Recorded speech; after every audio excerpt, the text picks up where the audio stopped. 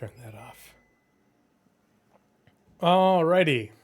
Welcome and good evening to episode 83 of the Pathfinders podcast.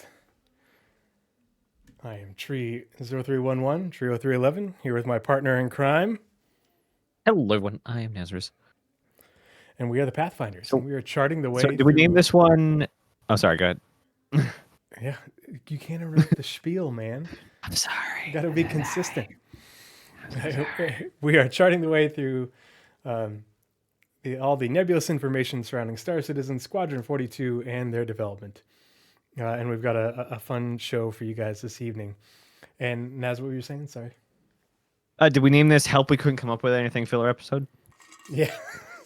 I mean, it's an idea I've been batting around, and I kind of feel like, oh man, you know what? We probably should have done it sooner. Honestly, I just had the best thought for the show because the month report doesn't come out for 2 weeks at the earliest. Mm-hmm. It actually might be 3 weeks from now because it's the first Wednesday, right? Yeah, first Wednesday of every month. Yeah, that's the 7th. So maybe we have a break week in the next 3 weeks. But anyway, we could do the same thing but features. Oh, yeah, like a feature prediction wish list. I mean that.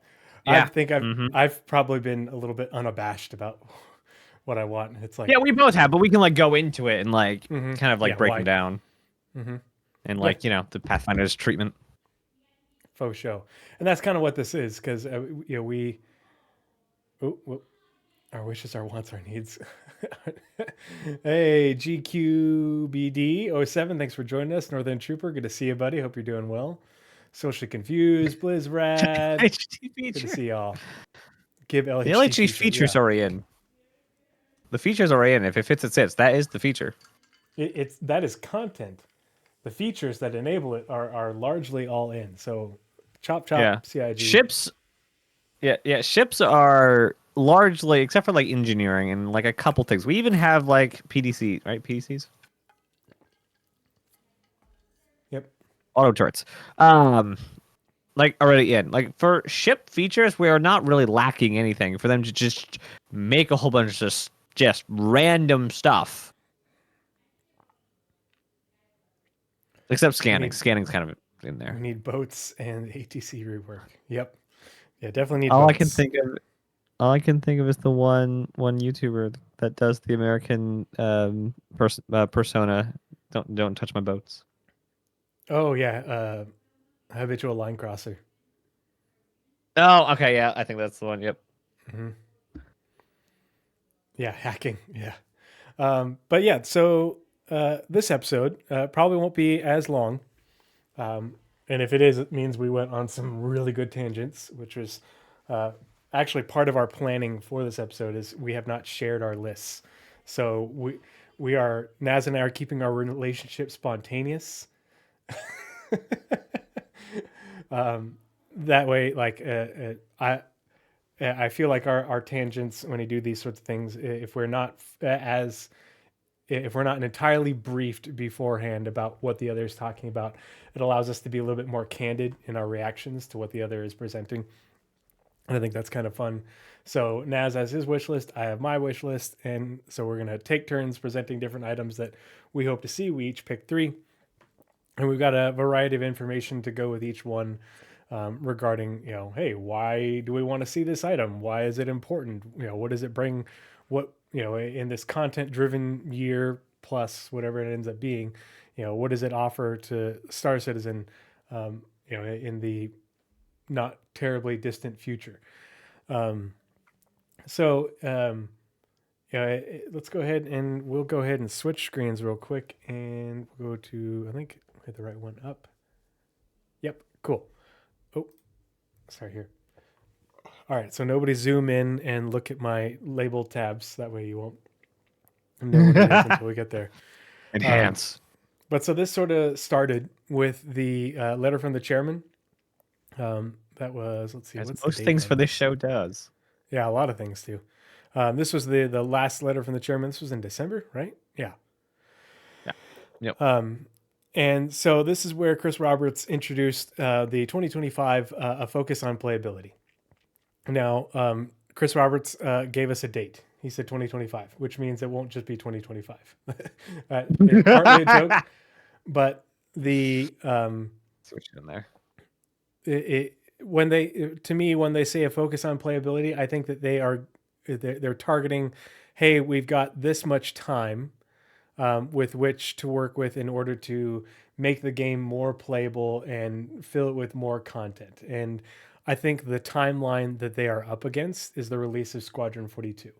And so they want players to play, buy Squadron, play Squadron, get a good impression, and then they don't want them to transition into Star Citizen and then have, be like, oh, this is dog shit. This is nothing like the single player campaign. They can't get it to 1.0, but I think in the next year and, probably year and a half until release, they can definitely get it a lot closer to beta, if not a beta level of stability and playability. My content turned into a feature. But it was a content. Now it's a feature again. Dang it! Curse you, development. but so in this description, they talked about the release cadence and the development cadence. And so we're still going to see features. We're still going to see features tested in EPTU. But essentially, the features are going to have more time to cook. And there are the people that build features, and code them into the game so that they work. A lot of that work is done by the engineers, the software engineers at CIG. And so a lot of them have been given tasks more about fixing bugs and getting things more playable and functioning as intended. So there aren't as many engineers available to build features, to continue to develop features. And so I still think that we're going to see, we're still going to see features this year and feature development, but I think it's going to be, a lot of it is focused on things that were already very nearly done. Engineering, radar and scanning, the new quantum travel experience and everything that brings with it, especially because those things are sort of a coherent feature set. They're kind of dependent on each other. But we even got, and I'm just going to let this play for a minute in the background, but we even got an Inside Star Citizen content driven that was, talking about, the plan for this year with the delivery of a lot of new content and content development, because the developers who who are developing, who can develop the content, the designers and the artists and stuff, they're not the ones that are, they're not the primary drivers behind the stability and playability focus. That's really a lot of the engineers. And so they're able to take the tools and the assets that we already have, and make more art and create content with what the game already has. And so that's what we're going to be seeing. And so, and again, as always, anything we show up on screen, the links will be in the show notes that will be posted in the YouTube video description when this gets uploaded. I will probably have it uploaded tomorrow. And so you should be able to watch the VOD with a few light edits and timestamps tomorrow afternoon sometime. Oh, hey, JoyPop07, good to see you. Thank you for coming and hanging out. Before I continue, as always, the stream and the content on my channel is charity driven. We're always supporting and raising funds for stackup.org. So, and I actually just received a Twitch payout that I need to donate. So just by you being here and hanging out with us and suffering through an ad, and I'll try to keep an eye on the counter and let you guys know when they're coming. Just know that revenue gets directed to stackup.org. If you're a subscriber and you hate ads just like I do, your subscriber revenue gets donated. So really appreciate your support. And I just got my new Stack Up shirt in the mail about the other week. That's from last year's Call to Arms event. So if you're Nice. interested in stackup.org, you can put ! stackup in the chat, or !charity in the chat, and they give you the donation links. But please consider giving them your support. But just by being here, we appreciate you helping us support them. Northend Trooper asked, Will CIG do an official letter with our financials, or just let the leaks be the minimum? I know leaks is not the right word. No, and it's a thing because we've covered the financials and we always look at them, and not having the official financials from that official post out is irksome to me, especially because the unofficial the very official legal one, um, it is not user friendly at all. Yeah. And not layperson friendly at all. And the only reason it makes any sense to me is because I've been reading them for years, and I've had enough time to look things up and figure things out. So I'm hoping that they will put it out. I think they should, and it's a precedent that they've set. And I think that we as the backers deserve to know, especially it goes towards dispelling. When you present the more backer friendly version, it does a lot to dispel any negative rumors that get put out because people can't read the non-backer friendly version, because it isn't anybody but a forensic accountant's friendly at all. Hmm. But yeah, so that's the story for this episode, and let's get right into it. So my first content pick thing that I want to see, and I think that it is time, is the Air and Halo. And everybody will be like, "Well, wait a minute, Tree. The Air and Halo is already in game."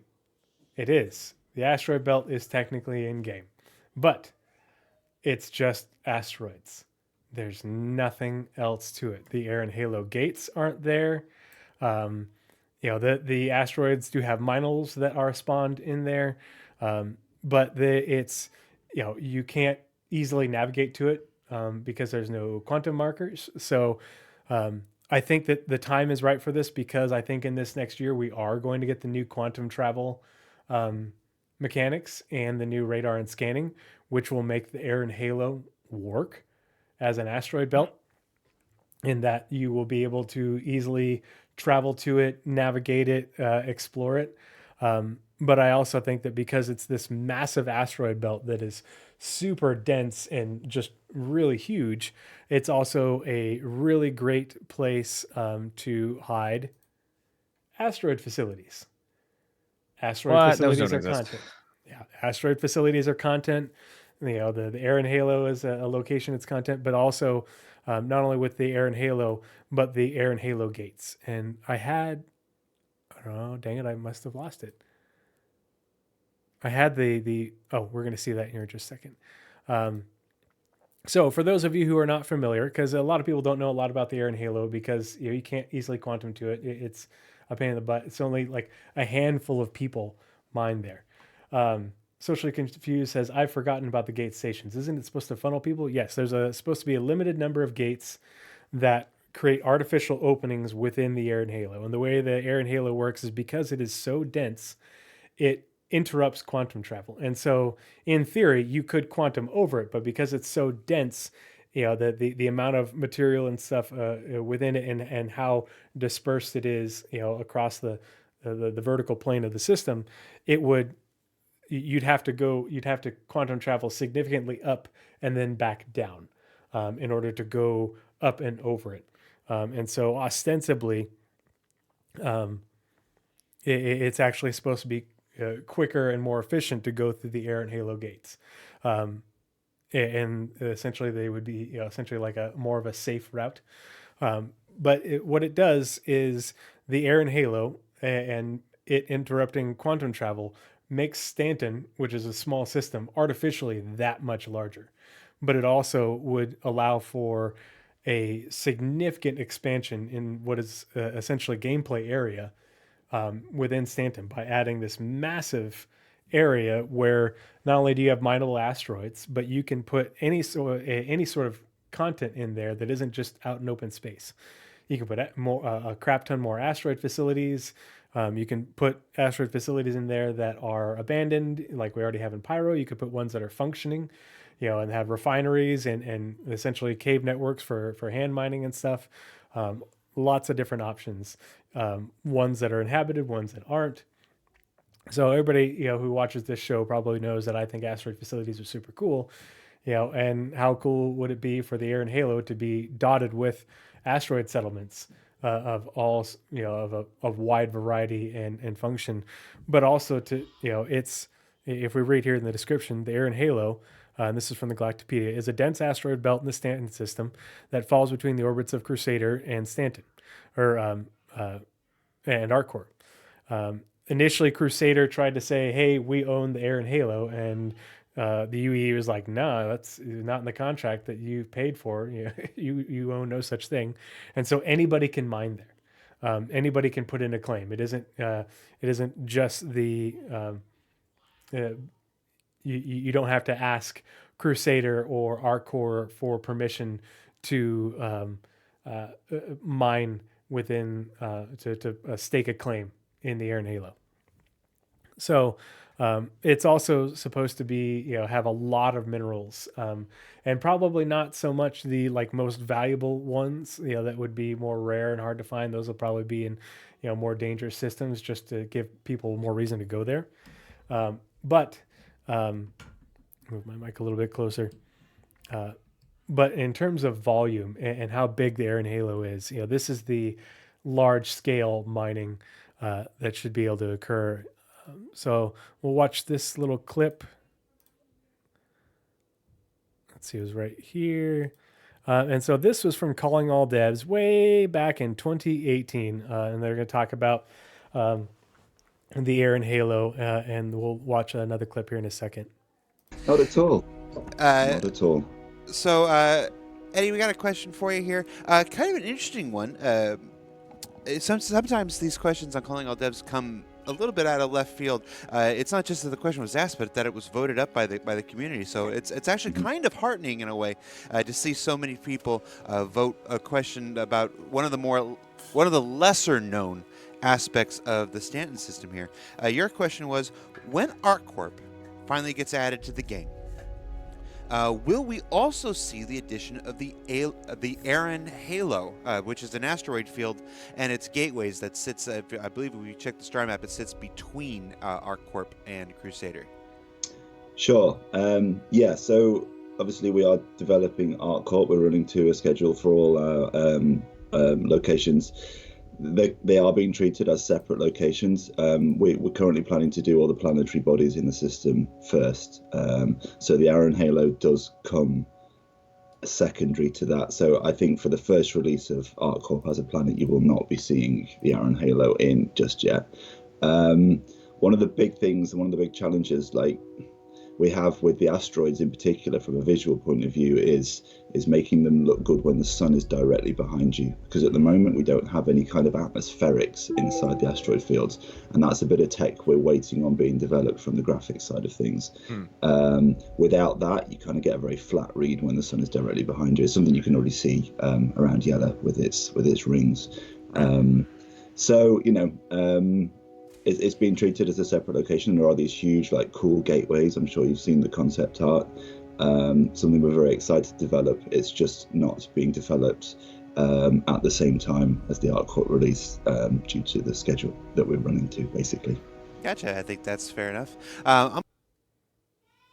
So this was back in 2018, and like they have the spacescaping now that allows for the Air and Halo to be in game just like the other asteroid belts and to look good.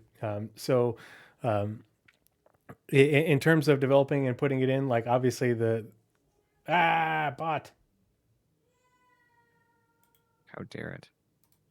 Please, Rad, sick 'em. So there's nothing really getting in the way of adding the Air and Halo other than or not adding the Air and Halo, but making it a more functional and useful part of the game. And really, I think that the reason that they've waited this long is because we can just quantum right through it. It doesn't stop us right now. And but with physicalized quantum travel within the new quantum travel system, that won't be a thing. It will stop you. And if this is a content driven year, then a lot of content is locations, and we can put a lot of locations within a location that we already just fly right through anyway.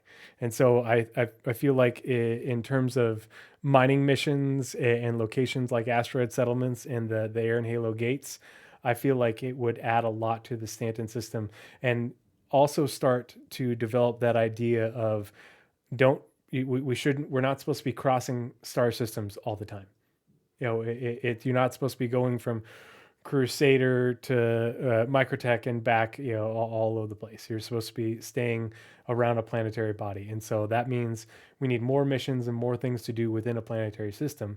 And if they slow us down from going from the inner system to the outer system by putting in the Air and Halo and adding in content within it, I think that will go a long way to giving that feel. And so we have this inside Star Citizen. Also in play. This was spring 2020, so April 2023. And you can see that they started development of the Air and Halo gates. Stupid bots making work. Thank you, Blizzrad. You're a gentleman and a scholar. So this is the one where we saw the initial, in-engine work, white box, gray box work for the Air and Halo gates, as well as Jared, giving us an update and sort of reminding us about, the function in the lore. They will behaviorally. Also in play is early work on the Air and Halo, the dense, torus-shaped asteroid belt that will one day be found within the Stanton system. Now, according to Stanton lore, this high-density belt would make quantum traveling through it impossible, requiring pilots that want to pass beyond to move through one of the Halo gateways owned by mega corporation ArcCorp. It's also intended to be one of the most valuable areas for mining in the entire system, both for sheer volume and selection of resources.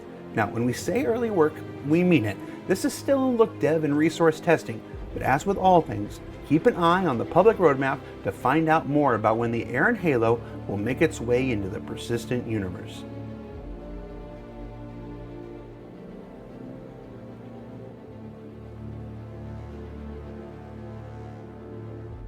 As we wrap up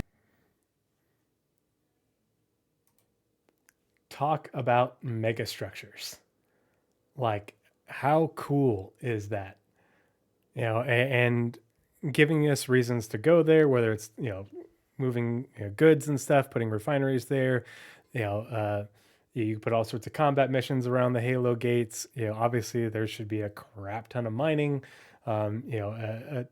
derelict asteroid facilities, intact, and ones that are functioning, ones that are inhabited, ones that aren't inhabited. And of course, plenty of derelict spaceships to find and do salvage, because, bad things happen in an asteroid belt. So I think that the Air and Halo really, it's time for it to really find its way in the verse and be what it was always supposed to be. And we haven't had yet. Now, so as far as the Air and Halo goes, the most recent thing that we've heard, and I couldn't find the exact question in here, but one of the people that did the translations, this is from Con 42 in April of 2023. And they had a CIG Q&A panel that lasted for a good long while. And I couldn't find the exact timestamp, but multiple people have said that during this this fan convention, that they said that the reason that the Air and Halo was on pause was due to work on Pyro. Well, Pyro is in game, so there's obviously a lot of other locations that they want to work on. We're going to talk more about some of those here in a little bit. But if Pyro's in game, and that was the developer muscle that was needed for Pyro is what was blocking us getting the Air and Halo, and not, I say getting the Air and Halo, but getting the Air and Halo gates and getting more to the Air and Halo, then I think we've reached that point. And again, asteroid facilities, put asteroid facilities in the air in Halo. These asteroid facilities are meant to be procedural or generated with the procedural locations tool, and that they can put them together really quickly and easily, just like they can space stations, but they're a lot smaller. And so you can imagine in the air in Halo, you could have these all over the place, and it would create a lot of opportunity for gameplay, both bespoke and not. So that's my first item on the content wish list. Blizzard says, my question is, this is a lot of bespoke work. Does CIG still have the appetite for this sort of thing going forward? That's the thing, is the asteroid facilities aren't bespoke work. They're part of the procedural locations tool. We already have some. You just need to, they made them using all the dirtying up the space station interior locations, and essentially put them into an asteroid. And so they can make them with, that aren't pyroed up, essentially. And they can add modules to them to have different gameplay functions, whether it's refinery decks and other things, or, smaller scale ones. But it's an asteroid field, or it's an asteroid belt. And there's asteroid belts all over the game. And every asteroid belt should have mining and stuff like that. The only thing that's bespoke are the gateways. And the gateways are the mega structures, and they're not going to have full interiors and stuff. It's mostly even if they are, they have a thing for that. It's called the stations. They're procedural anyway. So you only need to make one gate. And then use overlays to make them slightly different, and then generate the interiors. Yeah, the exterior, I imagine they'll all look pretty much the same. And they'll have interiors, but the entire interior volume isn't going to be full. It's not like they're going to turn the entire thing. Well, let's turn it into space apartments. No, it's just meant yeah, it could, but it's meant to be essentially a block and another block that creates a lane to drive through. It's a tunnel. It's an artificial tunnel through an asteroid field or an asteroid belt. Which would probably have cargo decks and refineries in them. Yeah, and because it's a good drop-off pickup point for stuff moving through the system, and a lot of mining is going on there, so makes sense. Yep. Yeah, there's plenty of stuff they can do with it, and I mean, we're gonna have lots of bespoke locations. So obviously, we're gonna have more locations that aren't, but they definitely have an appetite for. Yeah, CIG has not stopped working bespokely. They just have gotten out from underneath having to make everything bespoke. Now they can focus on the stuff they want to focus on, being the landing zones, and they'll be focusing more on the landing zones. And we have landing zones for almost every single system now. So it's a lot of location work to do. And we saw the work they were doing on, I want to say Cascom. What is that the city? Sherman is on Cascom. Sherman, okay. So we saw that. So the gates are military bases or custom locations. I imagine there's going to be a security facility there. I think it's more of a toll road, but I'm sure there will be, customs inspections and stuff and scans and stuff. Northend Trooper, it's only a podcast on YouTube. For me to make it a podcast and put it on everything else is a lot more work that I just haven't gotten around to doing. Yeah, I want to. 5 hours to start. Not 5 hours. It's about 2 hours to actually get everything set up, but then it's an extra half an hour work. So. Yeah, it's a. But he deals with all the media now. Yeah, it's a toll booth with a toll road, and essentially what this will do is essentially create a corridor for you to do the quantum boost through. Instead of having to, quantum way high up above the plane, and then stop and then realign and then quantum back down and go through, use extra fuel and extra time. You just quantum there, QT boost right through, and then keep going along your way. This also gives a lot of points for different data to transfer. If you're bounty hunting, if they pass through one of these gates, you'll know. So it will ping them as, hey, your bounty, person that you're hunting went through one of these gates, because they'll have readers. They can tag them in. It gives all the traffic. It gives nefarious players somewhere to be around to quantum snare, and to try and pirate people that way. And obviously it gives I guess space truckers like kind of convoy-ish or convoy-esque places where other truckers will be as well. So there's a whole dynamic between, big haulers, police, and pirates. Yeah, it's part toll road, part border crossing, because you remember each planetary system is owned by a different corporation. So when you go from Crusader to ArcCorp and from here to there, you might as well be crossing state lines. And there isn't really much differentiation now, but there should be, and there probably will be. And this is one of those points where they can do that. When they look back at the reputation stuff for ArcCorp, it's going to get a whole lot worse. Blackjack is ostensibly ArcCorp security. They are basically the mafia. Yeah. Like they are. They They corrupt are. They're a private military. Before they were hired as security, they were a private military, and now they just have the right to stop you and search all your stuff. And yes, they do. Like, I forget which lore series it was, but basically, a guy lands and the security force comes up to him and is like, "Hey, we're gonna need to say, we're gonna unload your stuff. It's gonna be this much money," and they just steal all his stuff. They just take all his stuff. Oh, the other thing I forgot to mention is this is the sneak peek from the April 4th RSI weekly newsletter. That's just Wicklow space. Yeah, I'm just saying it's Okay. It's a facility built to an asteroid. We had the tools, we had the technology. We have a lot of asteroids. Yep. Let's do something with them. Yep, I guarantee that did not take 6 months to make. No. Are you ready for yours? Sure. Are you ready for me to switch to your screen? Yep. Okay, here we go.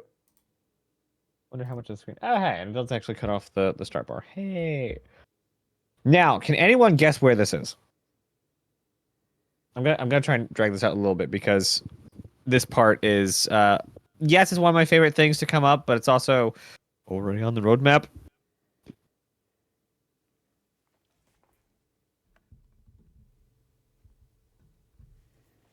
Any guesses, Tree? Let's see. So need to move your thing over here. Yeah. And to be perfectly honest, I don't remember ever seeing this image. I want to. I've looked. So this was one of the original shop images. Oh. No, it's not the Pioneer. Though the Pioneer is also there. Like that's a decent guess actually because it's on the roadmap and awesome and build ships. This is a repair shop. This is not a building place. But there's a lot more here. Whoa. Terra. So Terra is way more contemporary, and I think it's gonna have a really big retcon for that because there are highways and things. I don't think we're getting highways and things. I don't think roads are gonna be that prevalent. What's behind the Hornet? That would be a freelancer.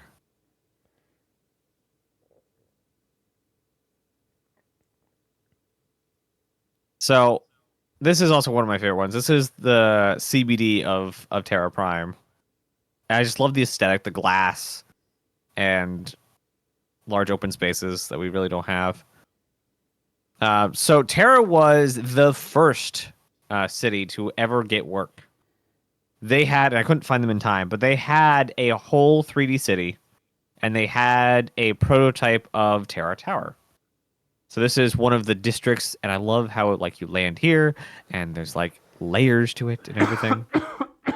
This is the concept art for Terra Tower. They basically had this done. Terra's so many years out. So how I see Terra far outwise is Nyx is basically done. Basically, not complete, but basically done. Very like not a lot of work to do. Maybe 6 to 12 months of work left on that, and they're already well into development for Sherman and Castra, which means a year or two. Well, 2 maybe 3 years. Terra. What's Microtech? It's Microtech, but less kind of like smooth edges and high tech, and more contemporary. Like I said, more contemporary. Not rounded everything corners. It's like Microtech overly rounds their corners. We also have something that I didn't know existed. I mean, it makes sense, but lots and lots of slums and like very underground Coruscant areas, which also made me think of the stuff they were showing us in the building interior stuff, where they have the underground places and those back alley areas. So there's actually a lot of potential. Also, a military base. Well, it looks kind of like a military base. I guess it's technically. Apologies, I had to turn on my little air conditioner in here just because it was getting a little warm. So you might hear that humming in the background. No worries. It's for me. But yeah, I don't have a lot of stuff, and they haven't said a lot about it. But Hair is definitely very high up on my content list because it's where I'm technically from in the game. Basically, all of my story starts and ends with Terra, and it's not lawless. Gosh dang it! Like, we had mostly lawless Stanton, then we had absolute lawless Pyro, and we're gonna have sort of lawless Nyx, and then we're gonna have if you leave them alone, they don't care Castra that will beat your face in if you do anything stupid. But Terra is a open system that is policed and is lawful. It'll be the only system that is like that. Like the way I see Castra is, it's more of a, and it'll probably change when it actually comes out. It's more of a theme park. It is Sherman. Like, it's the military base. It's the stuff on the military base. Looks pretty forests and. Well, and Terra is moving on. So established, and Terra, it's got multiple inhabited planets. Like and multiple districts within the city. Yeah, and not just inhabited planets, but like heavily inhabited and not industrialized. Like that, there are industry sections, but in terms of man is very well established there. It isn't like on Microtech where there's New Babbage and vast wilds across the planet because we haven't been on the planet for very long. Yeah, and also it plays into the main story of Star Citizen, which is the disconnect or the friction between Earth and Terra. So it is a main character in the storyline. Managing a planet with multiple large cities. ArcCorp?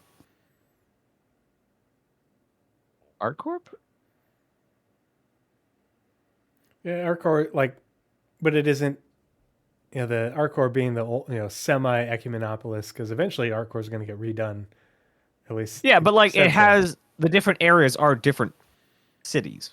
Yeah, different distinct there's a lot cities. of city filler, but there's also different landing zones. Yeah, and the city Terra or the Terra, the planet Terra is, also has vast, areas that are preserved and wild and everything. Terra is the anti-Earth. Yeah, it is where Earth is xenophobic.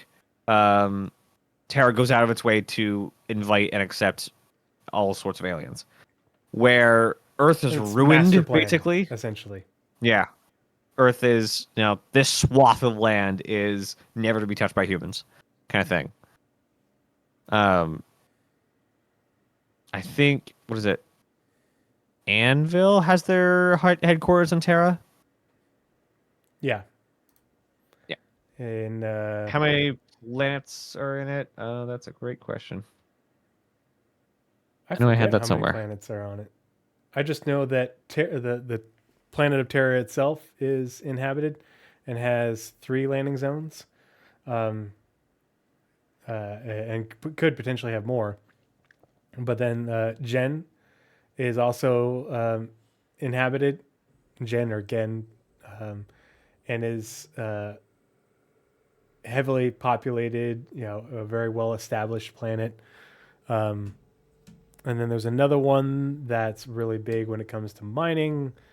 I forget, but it's it is a big, it is a heavily populated system, and it's going to be very full and busy. It also has a pike. I wonder what kind of pike that is referencing. And is it Captain? Yeah, that's the mining planet. So is it pike after the people, or is it pike after the captain? See, the planet of Pike is the one that interests me the most because of underground facilities.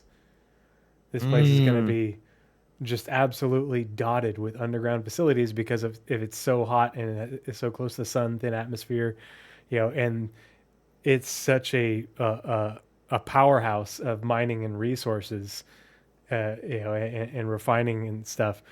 Those underground facilities, like when you go and you look at the Galactopedia and you look at locations like Pike and Terra, at Terra and other places, you're like, oh, they started developing this and they put it in Stanton, but they're so going to reuse this again.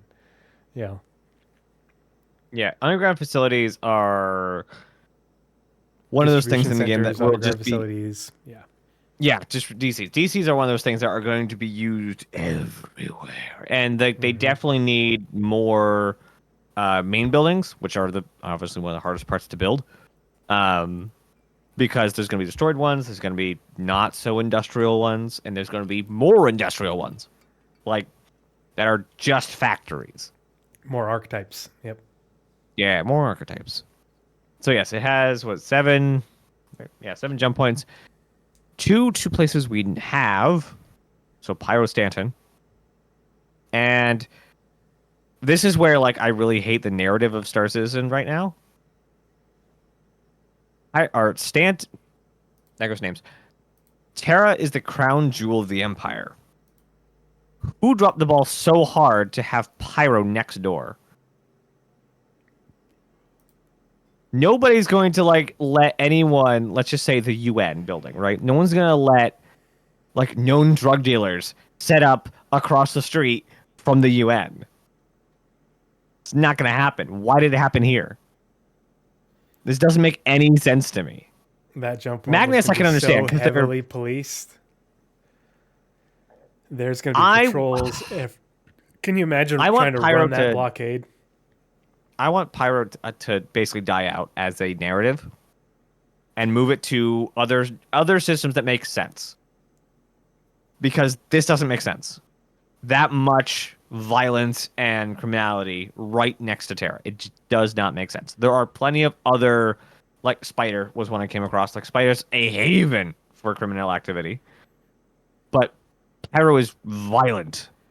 And you're trying to set up, all public relations.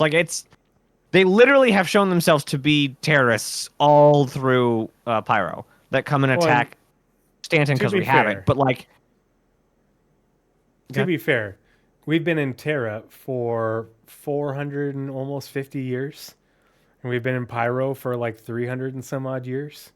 So when Pyro was discovered, and then for decades, if not longer, of Pyro's existence, it wasn't like that. And so the issue is that the UE hasn't done anything about it. But the other thing is Pyro, like the current narrative surrounding Pyro and it's spilling over, that's new. Like it was always low level piracy spilling over into the other systems. It getting big and out of control like that is a new thing, and I think it's simply a new thing because of the escalation of the Vandal War. And before the Vandal War, the UE military had nothing better to do but patrol those jump points and make sure no one was going anywhere. And that's where I think it will get died back again. Because, like I said, we can offload a lot of that violent criminal activity to other places, like Spider, I know there's tons of them. Heck, the Banu space can have a bunch too, because they have criminal Sulis. Yeah, Mount Stoner, if I remember correctly, Pyro was discovered like 100 and some odd years after Terra. Will you click on Pyro real quick? Here, go back. Doesn't actually have a link. Oh, that's weird. Fail. Pyro system. There we go. All the way around. Okay, 49. so very close. Oh wait, they're discovered about the same time, but 2493 and 2516. Yeah, so 20 years apart, and then for decades after, it was, it didn't fall into lawlessness until well after Terra became established. And so it's, but again, like the way things are now is not the way it's always been. And that's the 23 years. You have to keep that into context.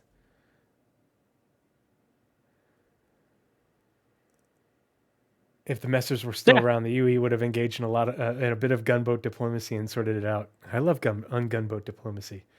Give persons. That's a good question, but they also wouldn't have there'd be a lot of things that were different if the Messers were still in power. Because one, as tyrants go on, they get bolder. So it wouldn't have just been like the fall of the Messers. It would have been worse in a totalitarian kind of way. Yeah, and people need to realize that there are a lot of parallels within Star Citizen, the universe, and the lore. Like, the UE would just go in there and go into Pyro and steamroll it. And it's like, really?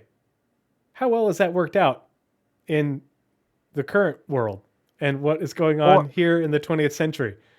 There's this place called Afghanistan that both of the world's both of the world's two dominant world powers have tried to subdue and failed miserably. And you think the UE could just waltz into Pyro with all its flare stars and multiple planets, and multiple warring pirate factions and subdue it, after decades and centuries of unrest or worse, the fall of the Messers and then the UE trying to rebuild. Pyro, people joke around like, oh, well, Pyro is Somalia. It's like, no, Pyro is Afghanistan. It is geographically, it's like all roads lead through it, but it's also just, you've got the Hindu Kush, and that's what, all these, old school trade lanes went right through Afghanistan back in the day. And, it's the same thing, and you have this punishing environment, but the UE couldn't just waltz in there and take it over. The UE is trying to do that in the Nexus system right now, and has been trying to tame the Nexus system for ages, not ages, but for quite a while. And it's still a quagmire. And the UE can't just, with all its power, can't just, as much as we'd like to think, we could just waltz in there and clean it out. Well, the history has shown us that that's not, easier said than done. Let's put it this way. They're having a better time fighting the Vandal than clearing out their criminal systems. 110%. 120%. And if you want a historical reference, because they love Rome, because the UE and Rome have many parallels, Rome versus Mongolia. Yeah. They did not get along. And neither of them, Mongolia didn't attack Rome. They raided Rome, and Rome could do literally nothing about it. Yeah. I mean, I do think that we will eventually see content where the UE does incursions, into Pyro to sort of, take it down a peg or two. But yeah. All right. Well, that's my first one. That's your first one. All right. Let's go ahead and switch screens. We'll go back to mine. My next two are significantly more thin because this is what the one I actually worked on. Hope everyone loved the slides. That's okay. And we can find things dynamically. We have the tools. We have the technology. So my next one is actually pretty simple, but it's something that I've been asking for a while. So we all know and love the. I'll put this one first. Max Lift Tractor Beam. Woot. It is a great tool. It is the best friend of cargo haulers and loot goblins everywhere.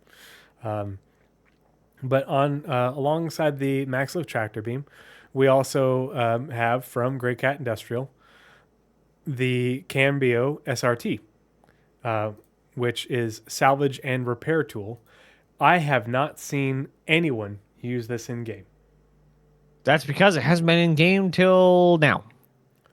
Yeah, I mean it's been in game for a bit longer than that, but it functions. But repair isn't really that much of a thing. But I haven't seen it. I haven't even seen anyone have it until the Hawthorne bases, where you can find them. Yeah, it's been in the game. It says as of 3/22, and you can buy them, but there's no point. Like, yeah, it works, but there's no it does how work. How many people actually do the hull stripping and hull repair? Like, there isn't it's a tool that will eventually have its place, but right now repair isn't where we need it to be, just because everybody still claims their ships, or you just land and pay the fee and it's done in a matter of seconds. We have easy access to cheap repair, and so this isn't really that necessary of a tool right now, but eventually it will be. But this is part of the family of two-handed tools that Grey Cat Industrial makes. And basically they have a two-handed tool for almost everything that we have a module for. They have a dedicated tool for everything that the Pyro multi-tool can do, except one thing. So we don't have the two-handed cutting tool in. It's not in game yet because we don't have cutting tier 2. We don't have freeform cutting. But there is a cutting attachment to the Pyro multi-tool. We all know about it. But this is what the dedicated two-handed cutting tool will look like. And so when we have freeform cutting, this will be very important. If for missions, for breaching doors and stuff, and for cutting apart things, it's going to be an important tool to have. So obviously that's going to be real fun with Maelstrom. Oh yeah, for sure. Yeah, very very fun. Yeah, I look forward to it. It will be very entertaining. But like the Max Lift Tractor Beam has a lot of use. Everybody's running around one of these on your back, especially if you're doing any sort of cargo or you're carrying around your loot boxes and stuff. The Cambio SRT is in game. It works. We just don't, because of the state of the game, we aren't at a point where it's really that needed and useful. But eventually it will be, especially as we get contracts to do repair work. If you need to actually repair something for someone, you're going to have to put in your fuses and then repair the tool, repair whatever it is. And those missions are going to need this because it isn't just about the salvage aspect of hull scraping. But you'll need that material and you need that function to repair various components and functioning items in the game when we get the resource network and engineering. And that's not just your ship, but that's also locations. And that's why I picked this because it feeds into my next one. Because all of these things are important. They're sort of tied together. But the Cambio SRT is going to have its day. But and obviously we don't even have the cutting tool yet. But what is we have the med gun, which is the dedicated medical tool. It's not made by Grey Cat Industrial. But we have a dedicated medical tool along with the, I think it's called the Paramed device, which is the attachment for the Pyro multi-tool for healing. But what is the Pyro multi-tool also used for that we don't have a dedicated two-handed tool for? Mining. Medical. Oh. There is no two-handed mining tool. Why is there no two-handed mining tool? Why? And it's because we have the mining attachment of the Pyro multi-tool, and there's no limitations to it, and everything just goes straight into your backpack. Well, what if that wasn't the case? They need to make it so that way the just like the other tools have an advantage over their attachment counterpart. We need to have a two-handed mining tool that gives you an advantage over your Pyro multi-tool mining attachment. Whether it gets you greater yields, whether it allows for things to go straight into your backpack for your mining gear, your whole setup. Kind of like you're wearing the arrow with the backpack and everything, and it's got the tubes going to the device. It needs to be a coherent system that gives you an advantage for using the dedicated tool as if that was your profession and you are progressing along it, going from your Pyro multi-tool to the dedicated tool to now the Atlas Geo or whatever the equivalent ends up being for the different professions, to a ground vehicle, to a ship, the starter ship for that profession. The two-handed tools need to be a part of that profession and offer bonuses towards doing that job, so that we don't have everybody just running around with a Pyro multi-tool and all the attachments because they take up no space. And so watch this real quick. This is from the Weapon of Choice ISC from March of 2021. And they go and show you some of the work for the different tools and attachments and things that they were getting ready to put in the game that we have now. We'll also just play this so you can see and hear what they're talking about for the two-handed tools. So the Grey Cat tractor beam, this was a real fun one. It's much bigger than the multi-tool. It only does one thing. So we had a lot of iterations, but where we ended up was really cool, and it was also gave us a really good chance of advancing the style of Grey Cat. So it's sort of an updated chassis. It's really pushing on those tool vibes, and it also fits nicely onto the back of the player. So it's graded for lifting much heavier objects. It's got a much bigger battery, so you'll be able to use it for longer. And we're exploring other options like it being able to push-pull faster and being able to grapple from a further distance away and grapple you faster as well. So another thing we've been developing is the standalone cutting tool, which is the bigger, badder, better version of the multi-tool cutter. Right away you can see that family DNA that's shared between the two.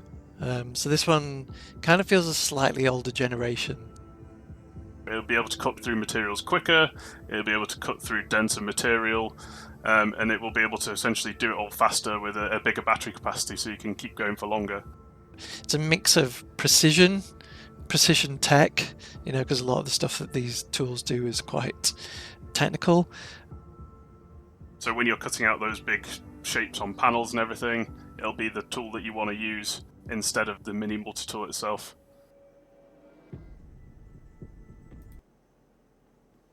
So they talk about the differentiation between the two-handed version and the one-handed attachment.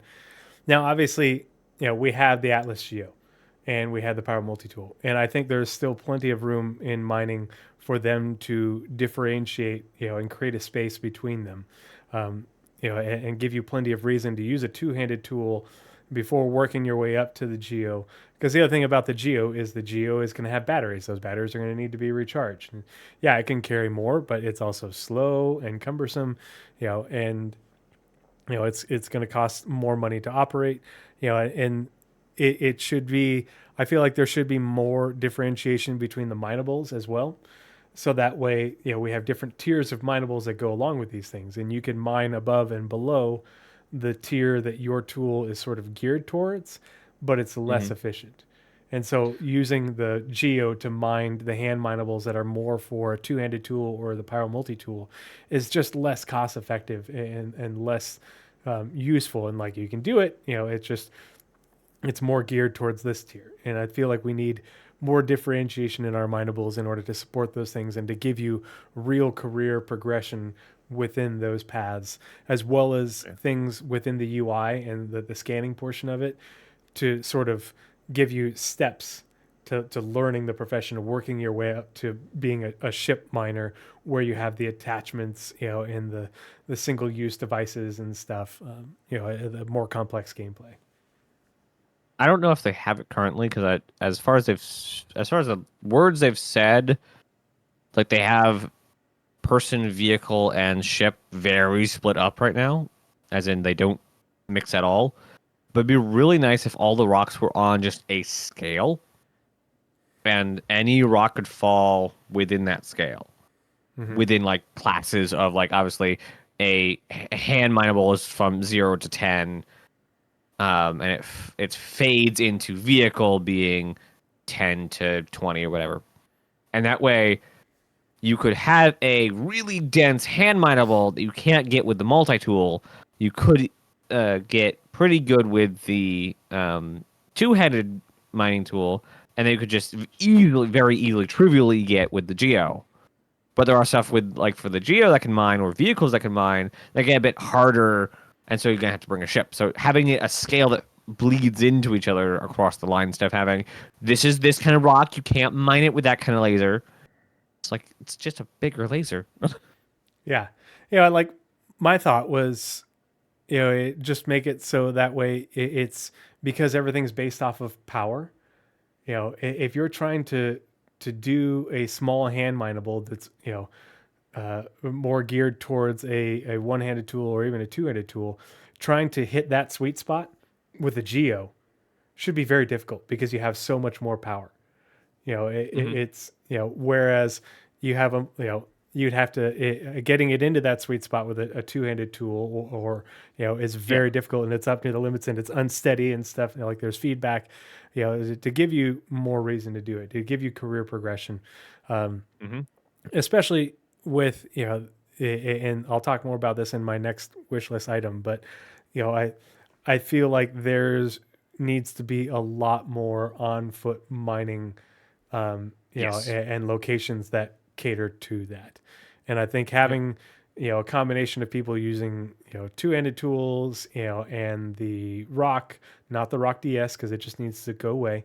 And The GeoDS? the geo, to allow you to mine a ground location, effectively and efficiently. I think that would make for really interesting and fun gameplay, and allow people to differentiate and still do missions and build up progression. Blizzard said, I hope the two-handed medical tool looks like a drill. No, it's a buzzsaw. It's a buzzsaw. Yeah, and the prisoner, that's what I'm saying is I don't think it should. I think because it has, a power plant of this size, you only have so much room for power regulation.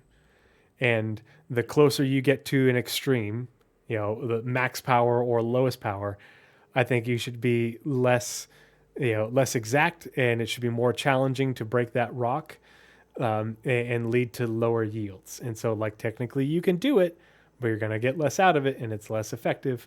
Or you run you have a much higher likelihood of blowing up that rock. If you're in those extremes, you have this window where the sweet spot of power allows for you to more easily and effectively break that rock to get the best yield, if that makes sense. And I feel like that should be like at every sort of scale of rock. We have creatures that are, baby, juvenile, adult, and whatever. Like, we should have baby, juvenile, and adult rocks. Yeah, I much rather than be like a spectrum that bleed into each other than like bespokes. Yeah, I don't want it to be a hard limit that says you can't. I want it to have, okay, well, this is more of a hand mineable rock, and you can use a geo for it, but you're going to run the risk. More of these rocks are going to explode. You're going to run the risk. You're going to get lower yields because you're using this more powerful laser. That's on essentially what's a I think vehicle the power best plant. thing that they introduced that they need to make more of a thing on other ships for other reasons is the gremlin. What's it called? Golem eats minerals. It literally makes you have a worse yield because you're using a golem. I think that would be perfect as if you're in, a mole and you're shooting at a hand mineable rock, you get maybe 10%. Maybe. Yeah, Because you turn it on, the rock's gone. Maybe a couple fall out of it because you're lucky. But like you said, it's too powerful. And so the yields outside of their power range, we'll call it, will diminish. at the extremes of their power range, one way or the other. It's your ability to keep that within the green at this high power range in order to break the rock is much more difficult. And so you're much more likely to break those rocks. And even if you do break the rock without it, without it exploding in your face, you get less. It's like, okay, well, I just won't go for those. I'll let my buddy who's coming up behind me with the two-handed tool, he's going to grab those. Yep. And we just scanned this whole cave or whatever, and I'm going to, the ones that are green for me on my scanner for my geo are the ones that I'm going to pick up, and the ones that are green for him as he's scanning with his mining arrow helmet and his two-handed tool are the ones that he's going to go for, with his backpack. Yep. I thought of two really interesting things. One, we need to do a show on the Sidnus drone or Sidnus miner, not drone. Is it still coming? We know it's in Squadron, but it has physical drills, not lasers. Sure, they could just do an art swap, but it'd be interesting to do a show on the viability of a Sidnus. Yeah. Two, drone gadgets, not the builder drones or the human-sized drone, but little tiny drones like we have nowadays for scouting, just little aerial scouting. You could go into a cave, set down a little box, and it goes into you're just there piloting a drone like we do today. So you can just scan and take stock of the cave. I think that would be an amazing addition to so many things in Star Citizen. Especially being it is a small gadget, being able to, and because everything's combat, take stock of, let's just say, the Hawthorne bases. You could set up, behind a ridge, send out the little drone, get, stock of the situation, and tactically approach it. I think that'd be a wonderful addition to gadgets in the game. And of course, breaching charges. Of course, breaching charges, yes. Yes, because we really need. I scanned this cave, and there's another chamber behind this rock wall, but I can't get to it. I need to blow it up. Yep. But no, if people talk about ships, and it's always all about ships, and I want on-foot gameplay to be more viable than just combat. We have so little reason to do on-foot gameplay that isn't combat right now, and I think this is the year where Star Citizen can change that, both in terms of giving us locations that make that gameplay viable and important, but missions, both just generic contracts, but also story-driven contracts. If Wicklow wants all these rare hand minables, then people are going to go do that. And if you give people more tools to do it, and do it differently, and more locations to do it in, so people spread out and they work together in order to get a lot of these, that's how you create the gameplay to do the things that you've been talking about for ages. Because right now, that's part of the problem too, is the two-handed mining tool, we don't need it. The two-handed salvage tool, we don't need it. Even though it's in game, the two-handed cutting tool, we don't even have the tech for that. But once the features are in there, and we have hand mining, and it, in order to differentiate it, it is really just numbers. numbers and and some art. It is just content because the feature and the tech work is already there, and the content makers for Star Citizen can make so much content that isn't ship based. In terms of doing it with the ship, like the ship still gets you there, but for new players and starting players, the people that CIG wants to attract, the people buying your starter ships, you need to give them more to do with their starter ships, once they get to where they're going. And this is it. Right. That's my second one. Back to Naz. Are you ready for me to switch screens? Yeah, more Yep. non-combat, anything and everything, all the things. Yeah. Yep. Don't Ours even are get me actually gonna started on start medical. blurring We won't go down that tangent. buzzsaw. Yeah. Buzzsaws. Yes. Person cutting tools. For medical reasons. Give Tree the ability to take executive decision to give you a prosthetic arm. Mm-hmm. This guy is freshly dead. That is a perfectly good leg. I don't want it to go to waste. Fuck the copions. All right. I would love if that was like a viable strategy, like limb harvesting, like organ harvesting. Like this guy just got mauled by a copion. Well, his left leg's still good, so shoots the copion, takes the leg. Can you imagine seeing that in like ISC B-roll of like Yes. a player character holding onto one end of a stump and a copion holding onto the other end? Yeah. Man, organ harvesting needs to be a thing in Star Citizen. It is the perfect narrative ambience in all of the lore that would totally be a thing. Mm-hmm. Are you ready for me to switch screens to your screen? Yep. Okay. Yep. I have very little slides for this next one. Circles. This is the Brave New Worlds panel. This is the content that became a feature that I was talking about earlier. Everyone's favorite thing that they have made the tech, and then instead they made rivers with it. Roads.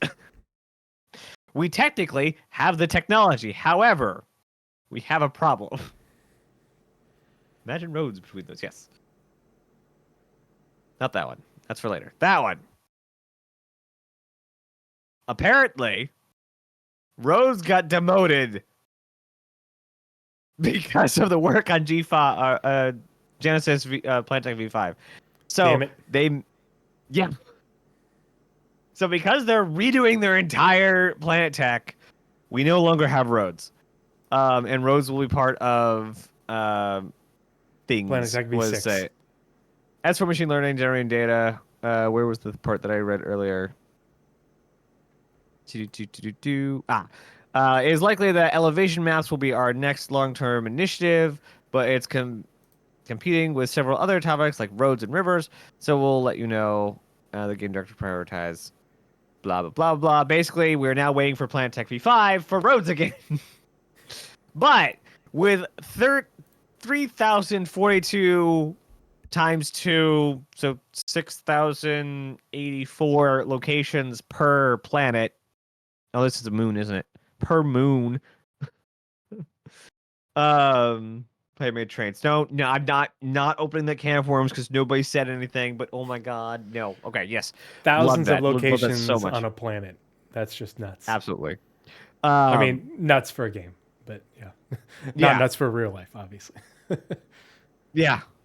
Like, Star Citizen is really, especially if this comes to any sort of fruition, blowing any other game out of the water as far as planet tech goes. A lot of people are like, hey, we can make cities too, or we have fully explorable cities. Star Citizen, hold my Red Bull. Like, not the quality, not the scale, not the interactability. Well, interactability is kind of one thing because something like No Man's Sky, I don't think it has a little edge on their interactability because you can dig in No Man's Skies. However, you can only dig a certain amount. There is a max volume, and it's not very big of a max volume you can dig on any planet. And when you leave, it resets. All of your changes go away. Something like Astroneers lets you delete the planet. However, there's a possibility it just corrupts your save. Network. Something like Minecraft with Galacticraft. There we go. They don't have spherical world, so I'm not counting that one. But like, it is fully editable. So like, and then Elite Dangerous, Baron, Eve Online is pictures. I don't think there is. Well, there is. They're working on their ground stuff, ground combat, and they want to work in some sort of ground stuff. What was the weird named game that came out and said we have Star Citizen at home? They have cities and they have planets, but they are mostly just husks. But yes, getting back to the topic, roads. I want roads not just to be roads, but I also, like you said, you want more ground activities. I want more road activities. People play American Truck Simulator. Case closed. Like, I would love to just do a couple sessions of just driving in this game. Doing a couple hours of just driving into the wilderness is really fun. It would be way more fun if we had reason to do it, and it wasn't, you can't reach the next outpost in the next 8 hours. This will fix that problem. But if we had roads and AI driving those roads, it would be really it'd be another complete additional loop to the game. And we had the technology to do it. Now that they're rebuilding their entire plant tech again, for hopefully the last. Well, it will never be the last time, because as long as the game develops, they'll continue to run into limits of the technology. So we hope that's not the last time that they'll be redoing completely the tech, because that means the game has lasted longer. Where was I in my rant of thought? And if you're driving to move cargo or move people, or if you're driving to another location in order to do a repair job, any of this on-person gameplay, things can happen. It doesn't have to just be the driving. Like, how many games where you're driving from one location to another does something spontaneously happen? You get, you get in a wreck, you get ambushed. There's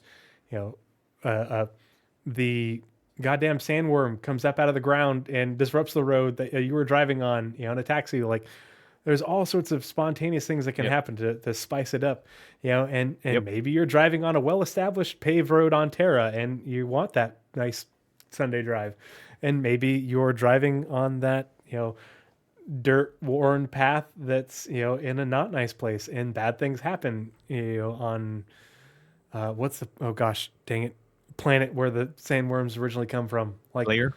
Yeah. There's so much they can do with it, and people don't give driving and the ground traversal, ground vehicle traversal gameplay enough thought, because we haven't had a reason to do it. But they just said in last year's CitizenCon, like, why it's going to be important. To be viable. That it's going to be important. The weather and all sorts of other things are going to impact your ability to fly, along with just the fucking cost. Yeah. Star Citizen has the ability for a driving simulator to be everything between Desert Bus and Mad Max, or not Mad Max, Oregon Trail, and everything in between. Just with the systems we already have in game. Desert Bus is literally 8-hour drive across Daymar. Done. Just give it a dirt road and you're good. But you can have stuff happen. Like, I don't know if they have a system that spawns activities or events around a player, though they need to have that. Like, hey, you've been driving for X amount of time, you reach bandits in the road, kind of thing. Definitely needs to be a thing, especially on like longer roads and things. They need to have like those probability volumes need to take into account the player as well as the location, which I don't think they do or have planned to. But we'll leave that for another day. Unfortunately, that is really all I had for this roads thing. But it's definitely, unfortunately, now that it's back under Genesis, it is a bit farther out. And Genesis technically is a feature, so I technically just broke the show. Sorry, Tree. But yes, roads. It wasn't supposed to be a feature. I only realized it was a feature after the show started, because I did a bit more work to try and get slides to show fair. roads and things. It enables more ground-based gameplay and not ship-based gameplay, so we'll allow it. And I see people's horses, and I raise you. Banthas. Banthas.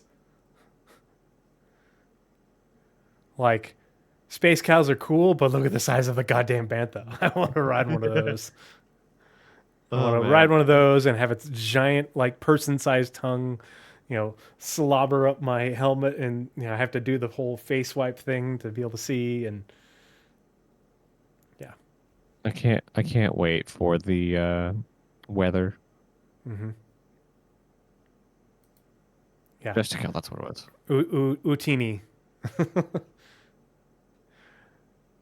All right. Okay, you want to walk back for a second? Oh, back to yours. Yeah. They're in there somewhere. Mm-hmm. Yeah, I wanna. These are not to scale.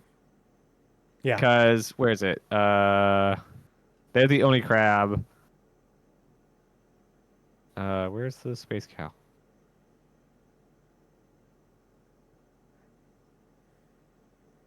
Oh god, it's in here somewhere. Oh, there it is. Okay, so this is space cow over here. So obviously not to scale with the only crab. And then this is the whip crab or the pyro crab. This thing's the size of a 2-story house. Yeah. So just imagine how big some of these things can be. Yep. Definitely some of these are rideable. If not mechanically, definitely like just precise. Like this one here looks really a lot like it could be rideable. Yeah, I'm gonna have to get Naz to craft me a saddle. Absolutely. And I'm gonna have to break that bad boy. Oh no! I just realized I can turn another game into another Star Citizen into another game. Monster Hunter. Yeah. Star Citizen's so good. What? Star Citizen, please hurry up and get to the point where you're actually doing stuff. Holy crap! And by doing stuff, I mean like get survival mechanics, crafting, base building stuff. Like get the core things done so content teams can just run with it. The giant ticks from Morrowind. Oh god. All right, and back to mine. Okay, my third item on my wish list. And again, this so mine sort of is on a theme in things that go together, but also things that are sort of kind of dependent, seem to be waiting on the introduction of the features that I think that we're also going to get this year, being engineering, resource network, engineering gameplay, radar and scanning, both FPS and the updated ship version, because those are both from Squadron. And, I've been getting actively worked on alongside engineering and resource network, but also the new quantum travel. So need new quantum travel and radar and scanning really to make the air and halo and exploring it viable. Really should have up-to-date radar and scanning for a two-handed mining tool, but we also really need engineering and resource network gameplay to make the Cambio SRT viable. And then another, my third item is again a location, but it's locations, but it enables the gameplay, especially if we're talking about using the Cambio SRT, using a two-handed mining tool, and using radar and scanning, and I'll explain why. So,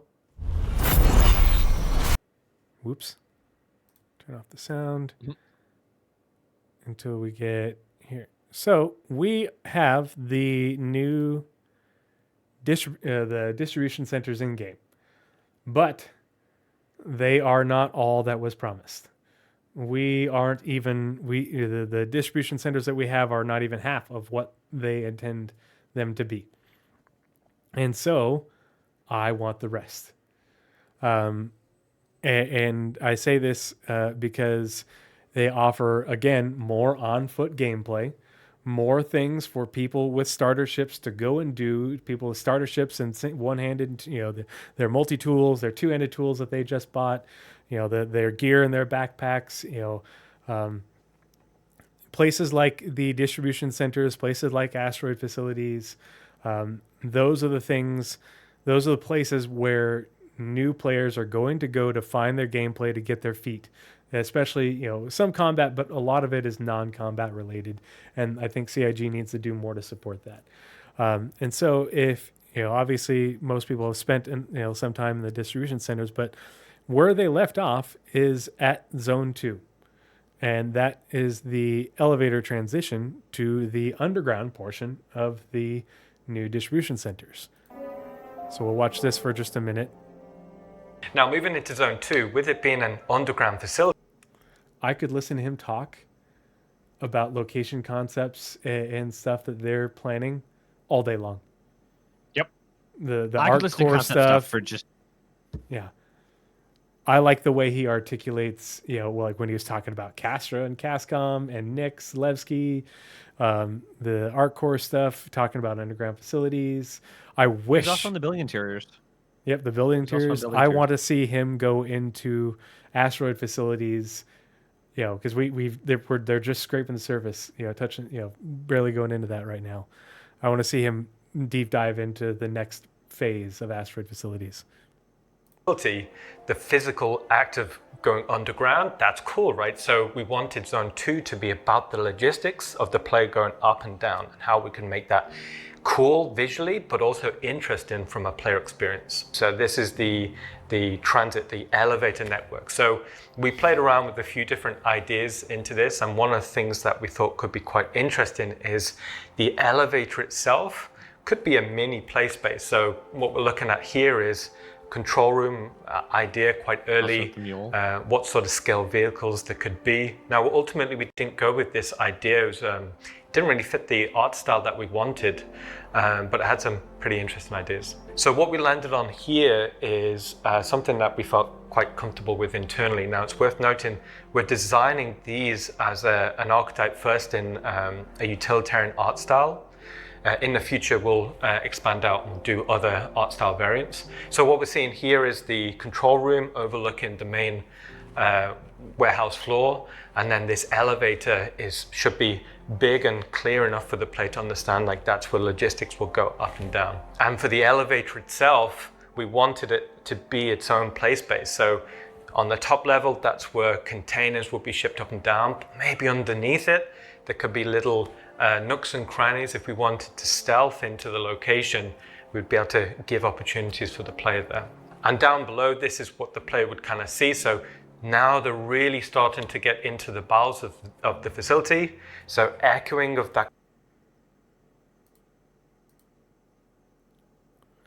Mining Access 01. Do you think UGFs enable locations like Lorona? Oh, on... what's the name of the planet in Banshee? Or is Lorona the name of the planet, or is that the city? I know what you're talking about, though. It's the landing zone, the planet that's people live on in the Banshee system. Yeah. I think that they will reuse a lot of the assets for Lorona. And also, like, the stuff they're trying to do is not just, and I'm sure you're going to go into this, not just the big above ground thing, and then build out the tunnels. They want to procedurally generate out the tunnels. Yep. So they're not just as like an artist place, like and segment and hub and turn and segment. They just hit a button and they get a sprawling network of caves. Yeah, or whether it's, what have you. Whether it's an unimproved cave like we have now that you access via the underground facility, it's a mine, not just a cave, but it's the cave is essentially a mine, or it's the tunnels leading to it. All of this is done via the procedural locations tool. They build the art assets, they give it rules, and then they tell it, okay, I want a location for this, whether it's a refinery or cargo decks or a manufacturing location, or it's mining and a refinery, and it will build it out in a logical fashion based off what you need. And you give it some parameters saying, okay, make it this big, make it take up that much space.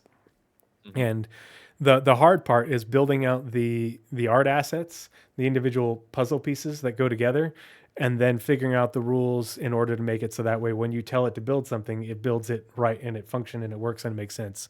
But it's the tool that they've been using and expanding upon and developing for years now. That is, they use it for caves. They use it for these underground facilities. They use it for space stations. They're going to use it for asteroid facilities. A whole bunch of stuff. And it's what will make it so that way these locations are expansive. And the reason these are so great, and the question is, I don't think that they're going to make these instanced, but I think it's possible. But I don't think that's the blocker. Raids will be. Yeah, I think that there will be raid focus areas within it that are instance, but I don't think like the full underground portion will be instance. Like I think you'll be able to access instance bits of it, but the main portions won't be. But I think that it's just been a matter of having the time to go back and work on these. Just because of everything that's going on. But I think because it offers so much opportunity for gameplay, that I think that building them out and letting the mission designers, and the gameplay teams, help get them, in and make sense and usable. The prisoner says DCs are good places for hauling. Yeah, I love doing hauling contracts to and from DCs. I think they're great. There's lots of loot, loot containers and stuff, and loot's on the spawns. There's PvE combat, but that's it. Yep. Otherwise, it is just the gameplay that we have everywhere else in a different location. Expanding upon the locations to incorporate more of the gameplay that we have already, and that we're going to be getting, that I have talked about already, is what will make these locations shine. Putting cave-like tunnels, and caverns and stuff attached to these underground portions where you go and do hand mining or small vehicle mining. And then you have to bring it back to the refinery, and then people have to transport the refined stuff up to the surface, and then it has to get hauled away, building those loops that they've talked about. But all of this is stuff that you can do as a player, whether you're seasoned but especially if you're new. Your new players can go here and they can work here and build their mining rep in order to get, better tools, access to devices, get money and access to ships, and this is your starting location if you want to get in the mining profession, really. This is where you should any industry mining one. Profession, any industry. In one of these. Yep. For sure. Yeah. Calling this would be a major port of call. Mining, it's going to be a contract thing where it's, hey, go into this sector. Basically, UGF give the rest of the persistent universe the missions like prison has. Yep. Yeah, it is. Why is that lawful. gameplay to mine resources only in prison? Yep. Yeah. And we have surface mining and mining in undeveloped caves, and yet where do we mine in real life? These giant industrialized mining complexes. They called them underground facilities before they changed them to distribution centers, but things have to get made in order to get distributed. And because these are industrial facilities, whether it's the top side access to go below ground to access an underground mine, and all the resources that go with it, or they've got the refinery under there, or it's an underground manufacturing facility, it's an industrial place, and within industrial locations means things are gonna break all the effing time. And that's why one of the other aspects of gameplay that they put in here is, repair contracts, fixing things. Not only are people going to have to bring the resources to fix things, but then you're going to have to go down and do it. There are endless amounts of gameplay that is non-combat. Yeah. And you can do mining contracts by simply taking it back a step. Don't give them the refined minerals. It's the refinery making the contracts like, hey, we need this much ore to refine because we need to shore up refinery stuff or whatever lore they want to slap into it. Not the output of the refinery, but the input of the refinery. Mm-hmm. Yeah, and they can have it Because, randomly generated. They can have it be, I would love to, hear over the loudspeaker every now and then be like, the foreman says, "Hey, we're behind on our quota, for this, and we're paying double, or whatever for this." A big order just came in for titanium. We need to send out some work orders. Yeah, and so everybody's scrambling to scan and go look for it and find it to make their money. That's dynamic and emergent, really cool industry gameplay. It'd be like, could you imagine? And I don't think Star Citizen is going to do this because it's just not the direction the entire company seems to lean. But it would be really cool if each and every refinery deck had a unique, everyone had a unique. I don't even know what we're looking for, but they're all running their own lines. They're all running their own contracts and everything. This is obviously post Star Sim, and a viable gameplay method would be to sit in the refinery deck in the lobby and waiting room area and wait to hear over the loudspeaker that they are short on something, and that you are just basically waiting there for them to be short on something, and you hear it over the loudspeaker and gun it towards the whatever your favorite mining place is. Yep. To bring it back to that specific one, and everyone has a different time that they're short on stuff and what resource it's going to be, and it's not contract. You have to be there. Mm-hmm. Yeah, you don't find out via your Moby glass. There's a marquee up on the in the break room. There's things coming over the loudspeaker, and if you're not there, you don't catch it. And it's timed and stuff, or it's based off of a certain amount. So if there's 10 players, then you're going to reach that quota really quickly. But if you're one of only 2 people there, well, then you can make a mint, because you can get all of it.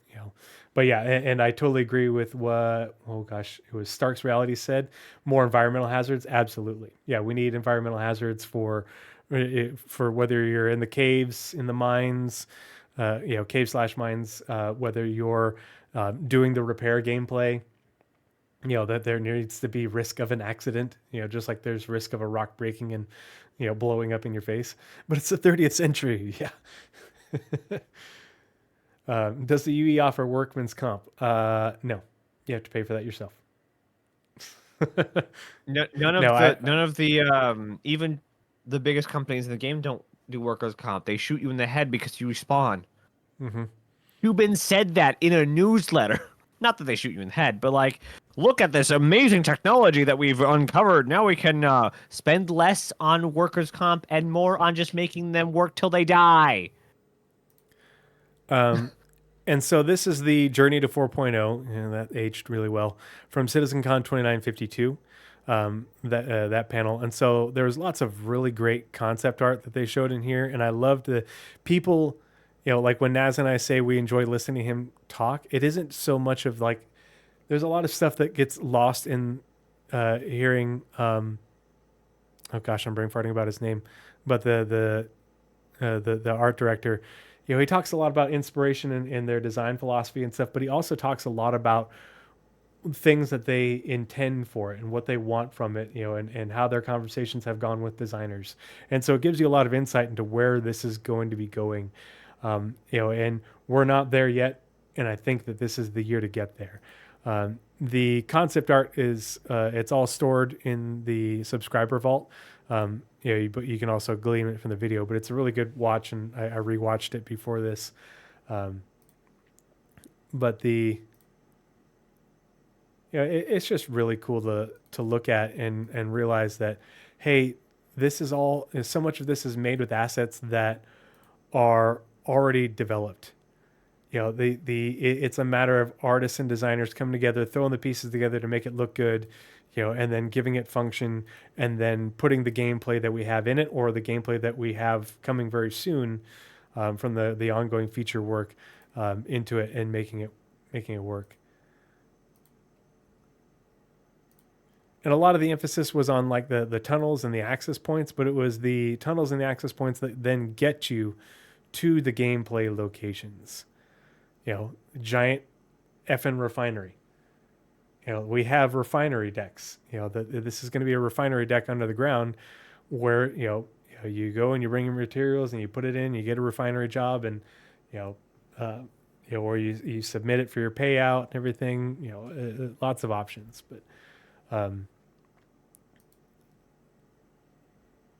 and I really love seeing the data centers, and what they could use that for, because eventually this is going to be your locations where you hacking, for nefarious gameplay, but also, just data running.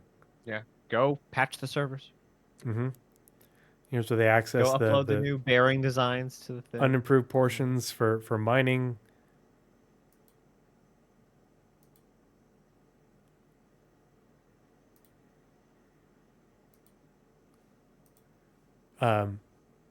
And so at Destination, the Destination Adventure panel from CitizenCon 2953, obviously we got more stuff about the underground facilities, which were released shortly were released last year, not long after this.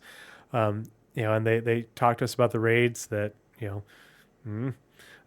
but they talked about friendly gameplay and non-friendly gameplay. We have the cargo and the hauling portion because we have the freight elevators there, and you can take contracts to move freight to and from there, which is great. I'm all for that. We don't have the resource gathering and mining, and this has always been intended. I want the resource gathering and the mining.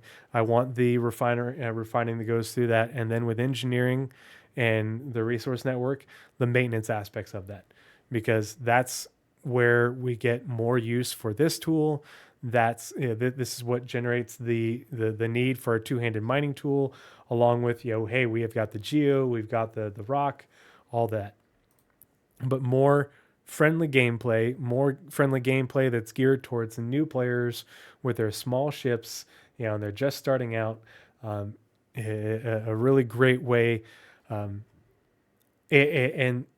again, part of this is the idea that this whole initiative for this year and going forward, probably well into next year, is based upon getting Star Citizen in a stable and playable state to offer a better transition when people come from having played Squadron and then like, oh, there's an MMO, there's non-combat stuff. Cool, let's give them more non-combat stuff to do. We're gonna have all these new players who are just starting out, and they're gonna have their starter ships because they're not a whole bunch of no-lifers like us with thousands of dollars worth of ships. They're gonna have their starter ship. Give them more stuff to do that isn't just combat. Give them more locations to do it. And that's what this whole initiative of this year going forward is about: is creating content to essentially welcome, give people a lot more than we've had to do in previous years who are coming in from Squadron, in a stable and more playable environment. And so I'm hoping that they can deliver on things like this, the friendly gameplay that a lot of people will probably be looking for. And people are like, well, Squadron's a combat game. And it's like, yeah, everybody's going to be playing Squadron for the combat, but a lot of people are going to come into Star Citizen and be like, oh, sweet, that combat was cool, but I'd love to be this. Well, yeah, let them be that, without having to buy ships. Socially Confused says, it seems like we are in beta phase, polish. No, Squadron's in beta phase, and Star Citizen gets to reap the benefits from it. Yeah, Squadron is in beta, and I think we are rapidly approaching that beta phase.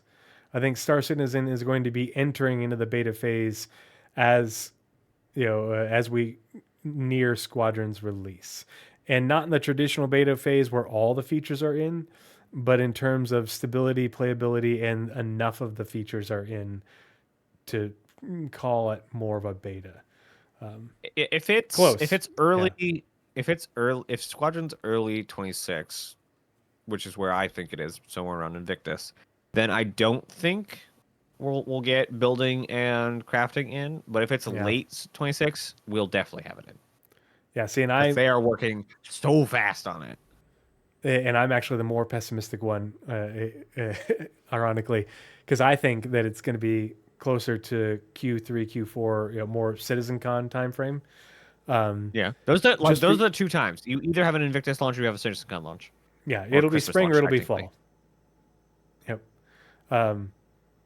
And Alpha is not added, or Alpha is not the only time you add features. If Alpha was the only time you added features, you never have a game evolve. Well, it's in the traditional software sense. Even in traditional, depends on what you describe. Gaming is different. A website could be launched and then they update the website to add new features to the website. Alpha is not the only time you add features. Alpha is the only time you add features that break the game. So after this quasi-beta phase that we're going through, they want to not add features that will break the game. And they've even said, post 1.0, they're going to be adding features. What are those called? Expansions. Or just a feature updates. That's the thing, is so many people, they have this rigid view of what alpha, beta, and released is, and it's like that rigid view just doesn't work anymore for video games. It hasn't worked, since games were delivered via the internet and we got updates and expansions and stuff. Like it's not a, you're, it 1.0 is the release of all the base features, the initial features. But like you said, after that we get expansions. Essentially, we get content and feature expansions. Space Engineers had basic planets and building stuff. I think it had some encounters that could be found. On that, not a whole lot. What did they add? Entire economy facsimile. They added safe zones as a feature. They overhauled weapons at one point for the entire game, and then they overhauled the entire aesthetic. And all these are different updates that they did to the game. What was the other game I was going to think of? Yeah, Cody Fox. I know we're definitely going to get our Squadron 42 release date sometime this year. And we were talking about this earlier. Thing of CitizenCon. When? Yeah, for sure. Yeah, that's when I think it's going to happen. And I think that, and we were talking about this in my Discord earlier, but this is just conspiracy theory, but because it's not confirmed, but the reason the ISC SCL type content has been kind of lacking this year in terms of the amount and the depth and volume, Jared's team is they're the people who are making the marketing campaign for Squadron. All the people who put all that stuff together, that's Jared's team, plus more, but they're not just sitting on their hands right now. Mm-mm. Just because we don't see them doesn't mean they're not working. They have to pay Jared every day like a normal job. He's definitely doing something every day. We've seen how long it takes to put an ISC together. It takes over the entire time. It takes a week's amount of time, about a week or two, to set up an entire thing. But that doesn't take every day in that week. That is planning on Monday, week 1, scheduling Wednesday, week 1, shooting 2 different days in week 2. That's a lot of time that's open for a lot of other stuff that they could be normally working on more episodes, planning stuff, working on shoots like B-roll and things. All of that time is somewhere else.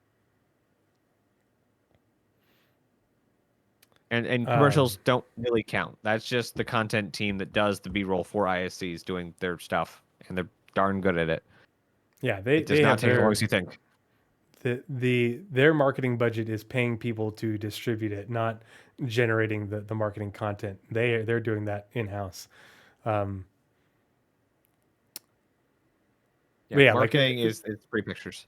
I think Squadron 42 is around CitizenCon next year, and so like the way I see it, we've got 18 months to get Star Citizen to a level of, it isn't going to be, Squadron 42 performance and stability, but it will be far closer than it is now and it was last year. We're also, it's also that intervening time is where we will get to where CIG is trying to get to feature parity between Star Citizen and Squadron 42 because they don't want a different experience between the two games. They don't want you to go from Squadron to Star Citizen and be like, wait, where's the radar and scanning from Squadron? Oh, that's not in Star Citizen yet. Boy, would that look bad. Yeah, and that's just one example. Same with quantum travel. They have said in the past, marketing has no say in what happens in game, no say on what ships are built, when they release, or what features those ships have. Marketing would not decide whether or not the Idris is released. Does that mean that nobody thinks of marketing when putting together sales? No. Yeah, Chris Roberts still needs money to run the company.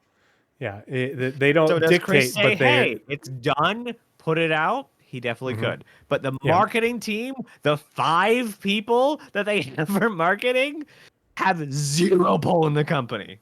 Yeah, they don't dictate anything, but they do have a seat at the table, essentially.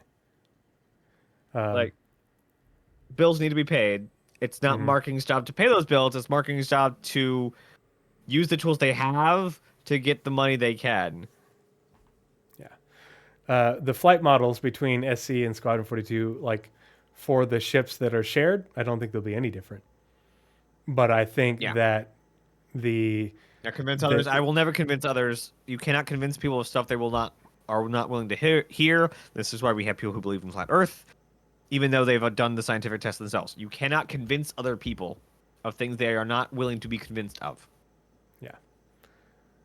Yeah, the difference in the flight model is Star Citizen has so much more to balance, like there's only a handful of ships that we're going to be flying in Squadron. There's going to be the difference is the base mechanics that the flight model functions on top of within Squadron will also be in Star Citizen.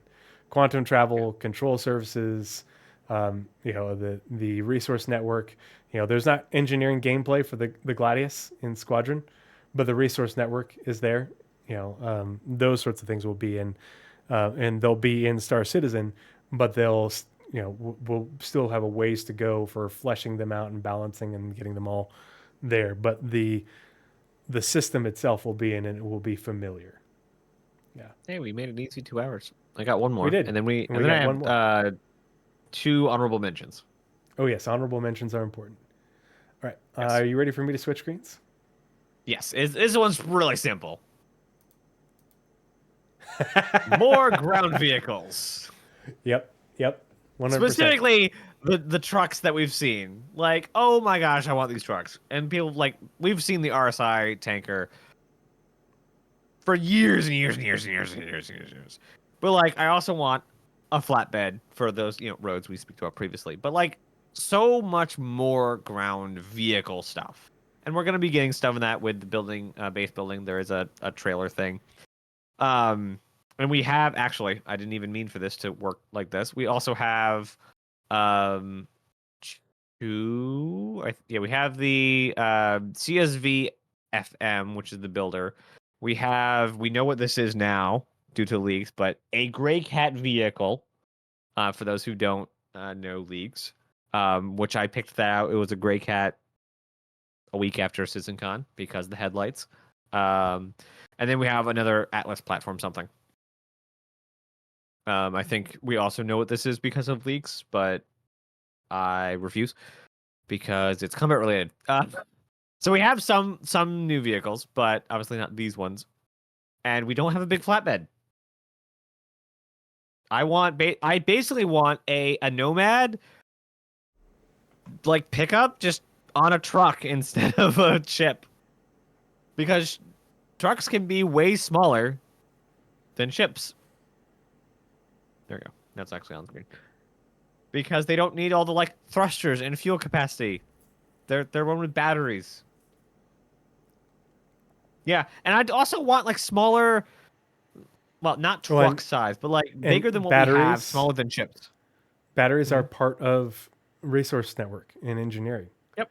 Like that's one of the things that they want to. They have said that they aren't sure if that will, and this was before it got pulled from 4.0, so it might be coming when it releases. But the function of batteries, and them being consumed and stuff and have to be recharged, is a function of resource network and engineering gameplay. And so things like the Geo, things like other ground vehicles and stuff, having your backup battery power for certain ships that have them, like that's all coming, and resource network engineering is coming. It's on the very, not too very near future. They're pushing really hard. It's just a matter of polishing and tuning right now. So like they're with batteries coming in, it could make the use of ground vehicles that much more interesting. Yep. Especially if you're driving them deep in a cave and you don't have unlimited power and you get to the very end of the cave and you're mining and all of a sudden, battery low. Well, shit. Yep. The Atlases have batteries. Yeah. So that will be a thing. You can't just infinitely pick up stuff with your Atlas and you can't infinitely mine with your Geo. Mm-hmm. Yep. I think we will get eventually a charge gun for transferring power to things. A charge beam. Because like I don't know like what we don't have anything, but obviously because we haven't seen anything. But like, how do you take a battery out and charge it other than charge beam? Because we don't have like a dock we can like stick a battery in right now. Which again, maybe they'll add. And maybe that will be a thing that we need to hook into the ship's power. Maybe that has to be a component of the ship. I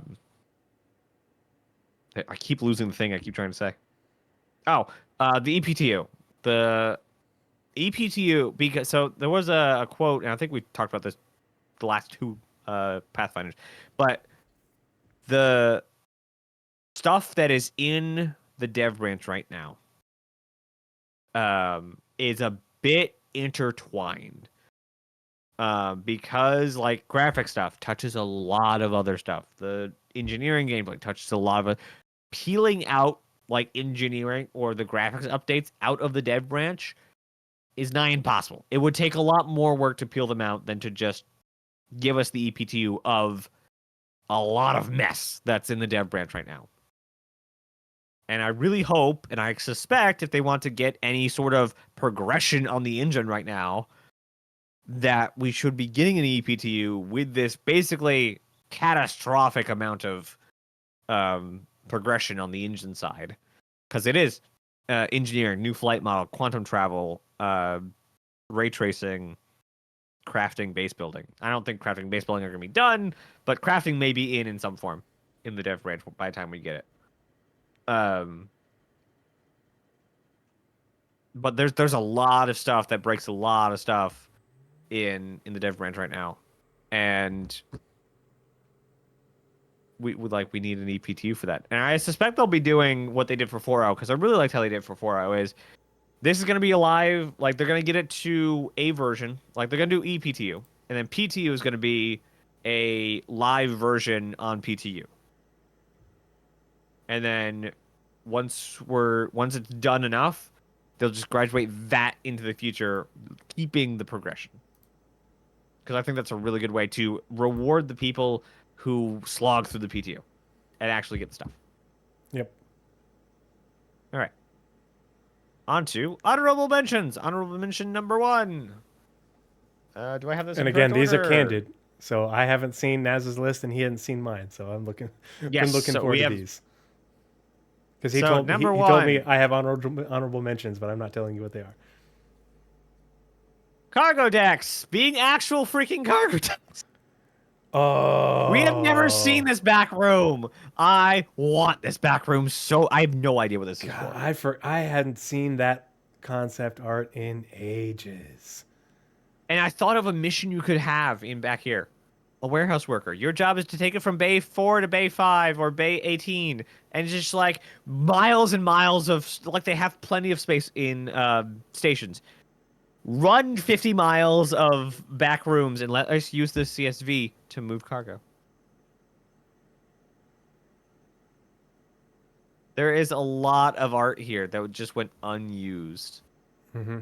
Well, and they said that like because they've been asked about cargo decks more recently, and they said, they got into the game, but now what we have right now doesn't really fit what they want for the gameplay and their function, and so they will get looked at again in the future, and so it'll be really interesting to see what they come up with in order, because right now it's some place where you go to buy your max lift and your cargo. Yeah, what was the panel where they talked about orgs, or not orgs, but org reputation? Was that this year or last year? Was it this last year or was it the year before? Oh gosh, maybe it was the year before. I don't remember now.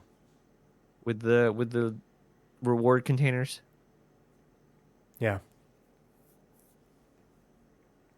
I think it was a year earlier. Screw it, we're doing it live. 53. Hi, Chris. Yeah, that looks right. Yep, that looks right. Oh boy, what was it? Character advancement? Question mark? Nope, that's the character itself. Adventure destination? Question mark? That's base building. Hi, base building. We missed you. There it is. Okay, so there's a shot in this that lives in my heart. Right near the end, other than the toy containers. Not near the end. There we go. The Constellation in a hangar, which was called a cargo deck when they said it, with it open and all the stuff milling about. This is where I thought of when we were getting a cargo deck. Unfortunately, now all we have, and I completely lost. Yeah, all we have is this one room. That room and a little bit of this. And every single one is exactly the same. Sucks to no end. So that's honorable mention 1 for content, especially these back rooms. God, I want these back rooms so much. I love this art so much. I will mention number 2. Where did I put it? Over here. Player habs, like the apartments specifically. This was a thing that they were working on before DCs. And they paused it while doing DCs. I'm just gonna let this kind of run. There we go. So yeah, so I think we'll do a much deeper dive in the future on the viability again on now player halves, because base building is such a monumental change to the game and seemingly a bigger focus. Do player habs have a place in Star Citizen? But we were promised habs. We were promised really nice places to live. So I will mention I would like player apartments, not hotel rooms. It's designed around building interiors, not necessarily player habs. Player habs, I don't think they will remove player habs, but they'll just be almost worthless. Huh? Yeah, they're meant to have persistent habs, but also have your own apartment too within the city. Like your hab is your starting home, but just like anything else, you progress and you can get bigger and better homes and more of them. Apartments and bases and stuff. So. Yep. And I do believe that building interiors is waiting on dynamic server meshing, because they want to be able to not have all the entities and stuff that are on these things around, plus the AI and physics stuff that needs to go on. They need to be able to basically say, hey, there are people in the building interiors, shrink it down to the landing zone and have server bandwidth and stuff. Yeah. But we'll have to see. We'll have to see. We'll have to see. So those were my 2 honorable mentions. Right on. I like it. And let's see. So, looking at my calendar. You want to get off my screen? Sure, we'll bring it back to mine. You could just do the chatting one. Oh, I pulled up persistent habs. There it is on the progress tracker. I see. Yep. No work since Q2 2023. But they've done lots of work. Yep. I don't think they're going to just throw it away. They're just waiting for something. What that is, we don't know. Let's see. Yeah, like they could do like instance stuff where it's just a house that everyone goes to. But like that's crappy. We have the technology to build out the inside of an entire city. Well, that's the hope, or that's like the goal of building interiors. We have the stocks and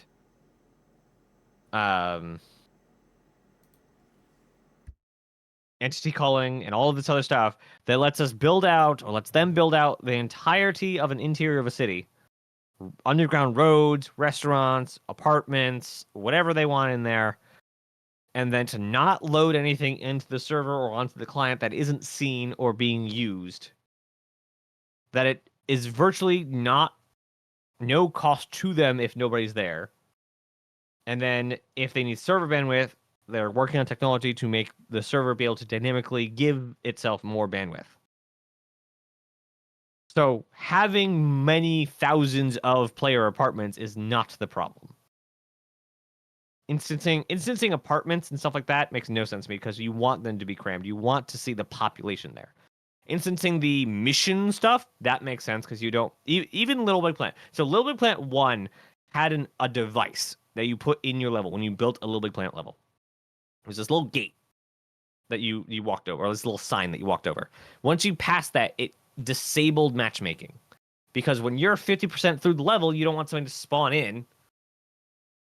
And now they're at the start, and then they have to get 50% of the level. Or, even worse scenario, you've gone through 50% of the level, and they just spawn in at the 50% spot. They've not helped with anything before, and they're just going to come and like snipe your rewards at the end. Also bad idea for matchmaking. So, it makes sense for like mission stuff that they're instancing it. It doesn't make sense for cities. So, like I said, talk forever on building interiors and viability of habs and things for an entire show. All right. Guys, I say instancing is how New World does it. New World also is the anti-Star Citizen in every way. Everything they do. Not New World. I'm thinking of Crashes of Creation. Never mind. I don't know New World. Yeah, we're going to see more instance stuff, but some things will be instance and some things will be physicalized within the universe. Yeah. It'll be interesting to see what CIG uses as their reasoning for making certain things instance and certain things not. Yep. I think a lot of the instance stuff will be gameplay related, not so much environment world building related. Because instancing is not very immersive when you're talking about making the world feel big and alive. Mm-hmm. And alive especially. Yeah. Like, as someone who likes the aesthetic of crowds in games, it makes sense at like for an aesthetic point to make building interiors instance, because then you don't have people with like weird costumes or no clothes at all running through the city all the time. So it keeps the illusion of you're in a city to yourself. So people who want to roleplay can roleplay that they're in a city and people are normal. But it doesn't work in an MMO. If you wanted to have that kind of immersion, that's where single player games are for. If Chris wanted that, he'd build a single player game. Oh wait, he did. Star Citizen is not a single player game. It is a canvas on which the players of an MMO exist. What if I want to roleplay as a naked man in the streets? Well, then you're probably going to get tased. Yeah, probably. I mean, I hope so. That is it for episode 83 of the Pathfinders podcast. We have shared our wish list with you. I would love to hear what content you would like to see in the next year to 18 months, because that's really probably what we're looking at. Hey, thank you so much for the follow, Red Savan. Part of the crew, part of the ship. Part of the crew, part of the ship. Because whether it's a year from now and we get Squadron, or a year and a half from now and we get Squadron, that's the intervening window for us to be in this sort of drive towards playability and stability and content, with a few features getting added in, finished up, in order to give us feature parity with Squadron. And so that's like the window that I think we're looking at for what we've been talking about. So I would love to hear what you guys have in your personal wish list. What do you think CIG can get added in this time frame? What do you think they've planned to get added in this time frame? What do you think would be most impactful for you or for the community as a whole? If you want to chat about that, come hang out in the Discord with Naz and I. If you're watching this later on YouTube, drop it in the comments. We'd love to hear from you. We reply to all the comments, unless you're being a dick. And then I just tell you you're being a dick and delete you. But love the engagement this evening. Love chatting with all of you guys. Really appreciate hearing from everybody in the chat. Got some new faces and everything, but lots of good interaction. So it's good to talk with you guys as we're going over this. It's a fun little episode. I will download this in just the next few minutes and try to get it uploaded tomorrow. If not tomorrow, it'll be up on my YouTube on Monday. If you missed part of it and want to rewatch it. Probably not going to be another Pathfinders episode for probably 3 weeks. So on Monday, my family, we check into our Airbnb tomorrow, because the movers pack us up on Monday, pack up all of our stuff from the majority of our house and put it into containers in our driveway, because I start our big flooring repair job, and we won't get moved back in until the 30th. And then I work a 24-hour shift on the 1st, and then my parents arrive on the 2nd, and then annual training part 2, which is another week for me, starts on the 3rd. And so I will be finishing that up on the 9th. So maybe we can make one work for the 10th and do monthly reports then. Naz and I will just figure out our schedule. But the next 2 weeks, actually, wait, 1, 2, next 3 weeks for me are just silly busy with stuff. And for half of it, I won't even be in my house. I'll be in an Airbnb. Yeah, so like tomorrow, I have to pack up. You guys can't see this, but the stuff on the walls will stay, but I have to pack up my desk. So my lights, my PC, and all the PC accoutrement, Your models, your shelf. That stuff. Well, I'm going to take the shelf off the wall and put it in my bedroom, just because the shelf is bolted to the floor. And yeah, so I have to take that out. Everything else, they'll move the desk, which is going to be a giant pain in the ass. But they're going to move the desk out, but I have to take everything off the desk because, I don't want them touching my goddamn computer.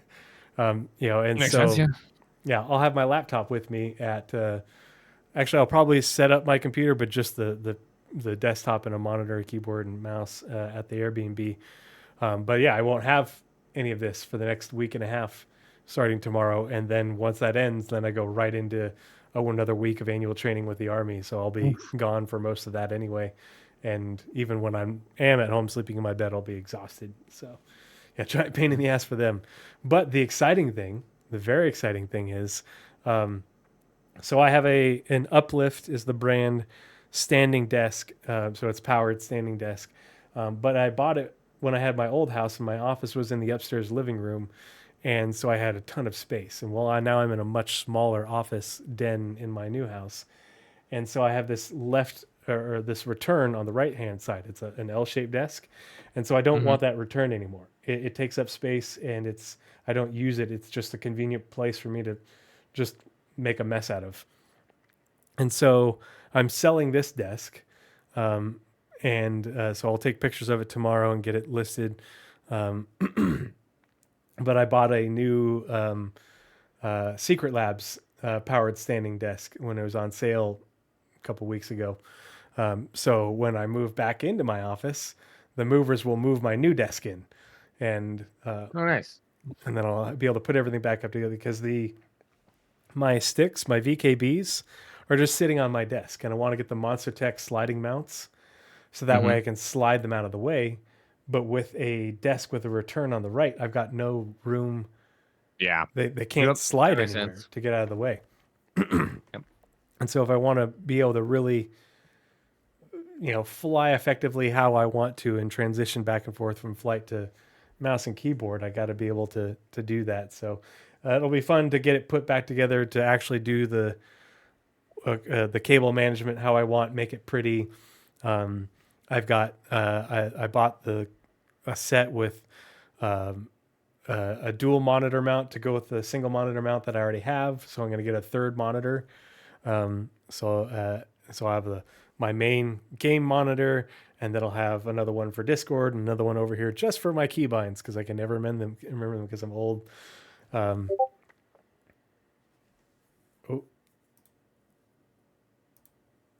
that? Oh, are those mounts? No. That's a leaderboard. Oh. It's gonna wait till you don't need your whole spiel, but sure. While you are Whoa, look at you. Entering. Yeah. So while you're interiming, I will also be streaming every Tuesday, sometimes also on Thursday. I'm trying to keep Star Citizen on Tuesday and then Space Engineers on Thursday. Hold on, I'm going to put this up on screen. Hoping you would. This last week, this last week, I managed to get a really good run on Snake Pit with my favorite racing ship, and I love it so much, the Peregrine. I love flying this. I managed to hit number 13 on the leaderboard. Hell yeah, nice. With a 48.257 second run. You're only a couple seconds behind the next highest Peregrine. Everybody else is in Razors and Merlins and stuff. So yep, vastly different ships. Yeah, the smaller they get, the faster they fly. So I probably won't touch the top 5 at all ever. Here, let's sort it for. There's no sort for. Well, there's a sort for vehicle, but it doesn't do it well. Oh, dang it! Yeah, it doesn't. That's too bad. Yeah, yeah, you'd have to go down quite a ways. Oh, and it's cap set. Oh, it's weird. Yeah, a lot of the things are weird. As far as like overall time, I am also really far down, and I don't know what the default sorting is, but whatever that default sorting is, I'm 13. So, one of my biggest achievements. So, the biggest thing I have to work on after getting that time, I know what I need to work on, and that's being able to see around turns. What that means is head tracking. I played with head tracking the other night, and I realized you cannot head track on mouse and keyboard. You can technically. It is technically possible. As far as my skills are concerned, there is a disconnect when you are head tracking, looking in a different direction, and how you are steering with your mouse.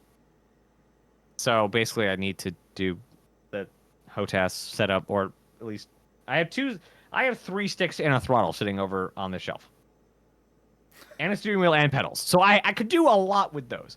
I just need to now shut up and do it. So maybe hopefully Tuesday. Am I working Tuesday? I might be able to actually set that up in time for the whole thing. I am working Tuesday, but I have a pretty big gap between work and stream. So maybe I'll actually get that set up and actually do some learning how to race with better controls. Mo better. Yep. Very cool. Congratulations on the on that time. That is stellar. But yeah, so no Pathfinders messy run, podcast for too. a few weeks. So go cheer Nazeris on in his stream like a drunken redneck at NASCAR. No Drink space when for Naz that. turns left. Is it? No, I guess there is one. Yeah, I love my Toby. I really There's need two to left cars. Or two left use it turns. as Dick more. put. But that's something I'm really looking forward to is after May, I should have a lot more time to play when I will have to go away a little bit this year for the Army, but like I want to get good at flying again, especially if like the features that we were just talking about come in. I want to be able to function well within that feature environment. And so part of that is getting my sticks and desk set up to allow for me to be better and not be so inconvenienced every time I want to play. If I could make a small request, could we not use the shortened version of my name and exclamation points or eyes after it?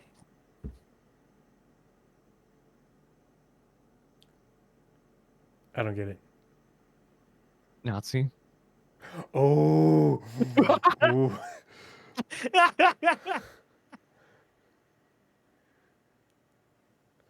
Yeah.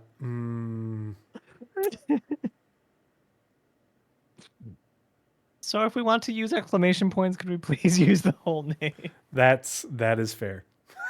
It is a very bad unintended side effect, and it haunts me. It very much haunts me. It like a Nazeris is actually kind of ant. Tis fair. Alrighty. Well, You're hilarious. Thank you. I've got a big day tomorrow with getting everybody packed up, and luckily the Airbnb is like a mile away. But when you have to get all the stuff that you need to take care of 3 small children and live your life for 11 days and move it, a mile away, it's a lot. And so we're going to be busy, but we've got tomorrow and Monday to do it.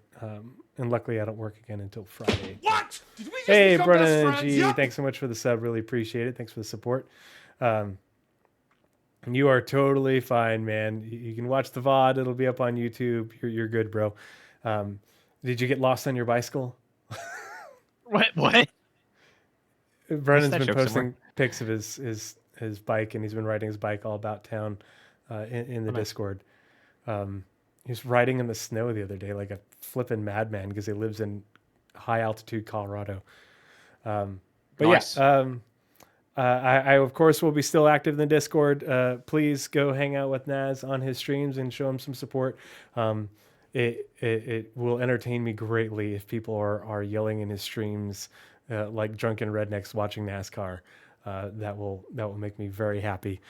Say Naz, if you could, NASCAR. Forget the ground vehicle honorable mentions. We need ground vehicle racing. We need actual NASCAR, rally racing along the dirt roads of Hurston, and So Smithy does seasonal events or festivals, he calls them. Four festivals for each shake season. and bake, baby. You can you can, like, companies or like Star Citizen orgs can sponsor things and sponsor events. So I could definitely use NovaForge to sponsor a race and name that sponsored race NASCAR. Yeah, the NovaForge 500. Yep. All right. We gotta wrap this up. So let's go ahead and find someone to raid. Anyone have any suggestions? Love to take suggestions from those of you in the chat. Funny enough, the person. Oh gosh, who did we raid at the end of last show? Ender's Live. Oh, he's also forget doing who Repo, not Star Citizen.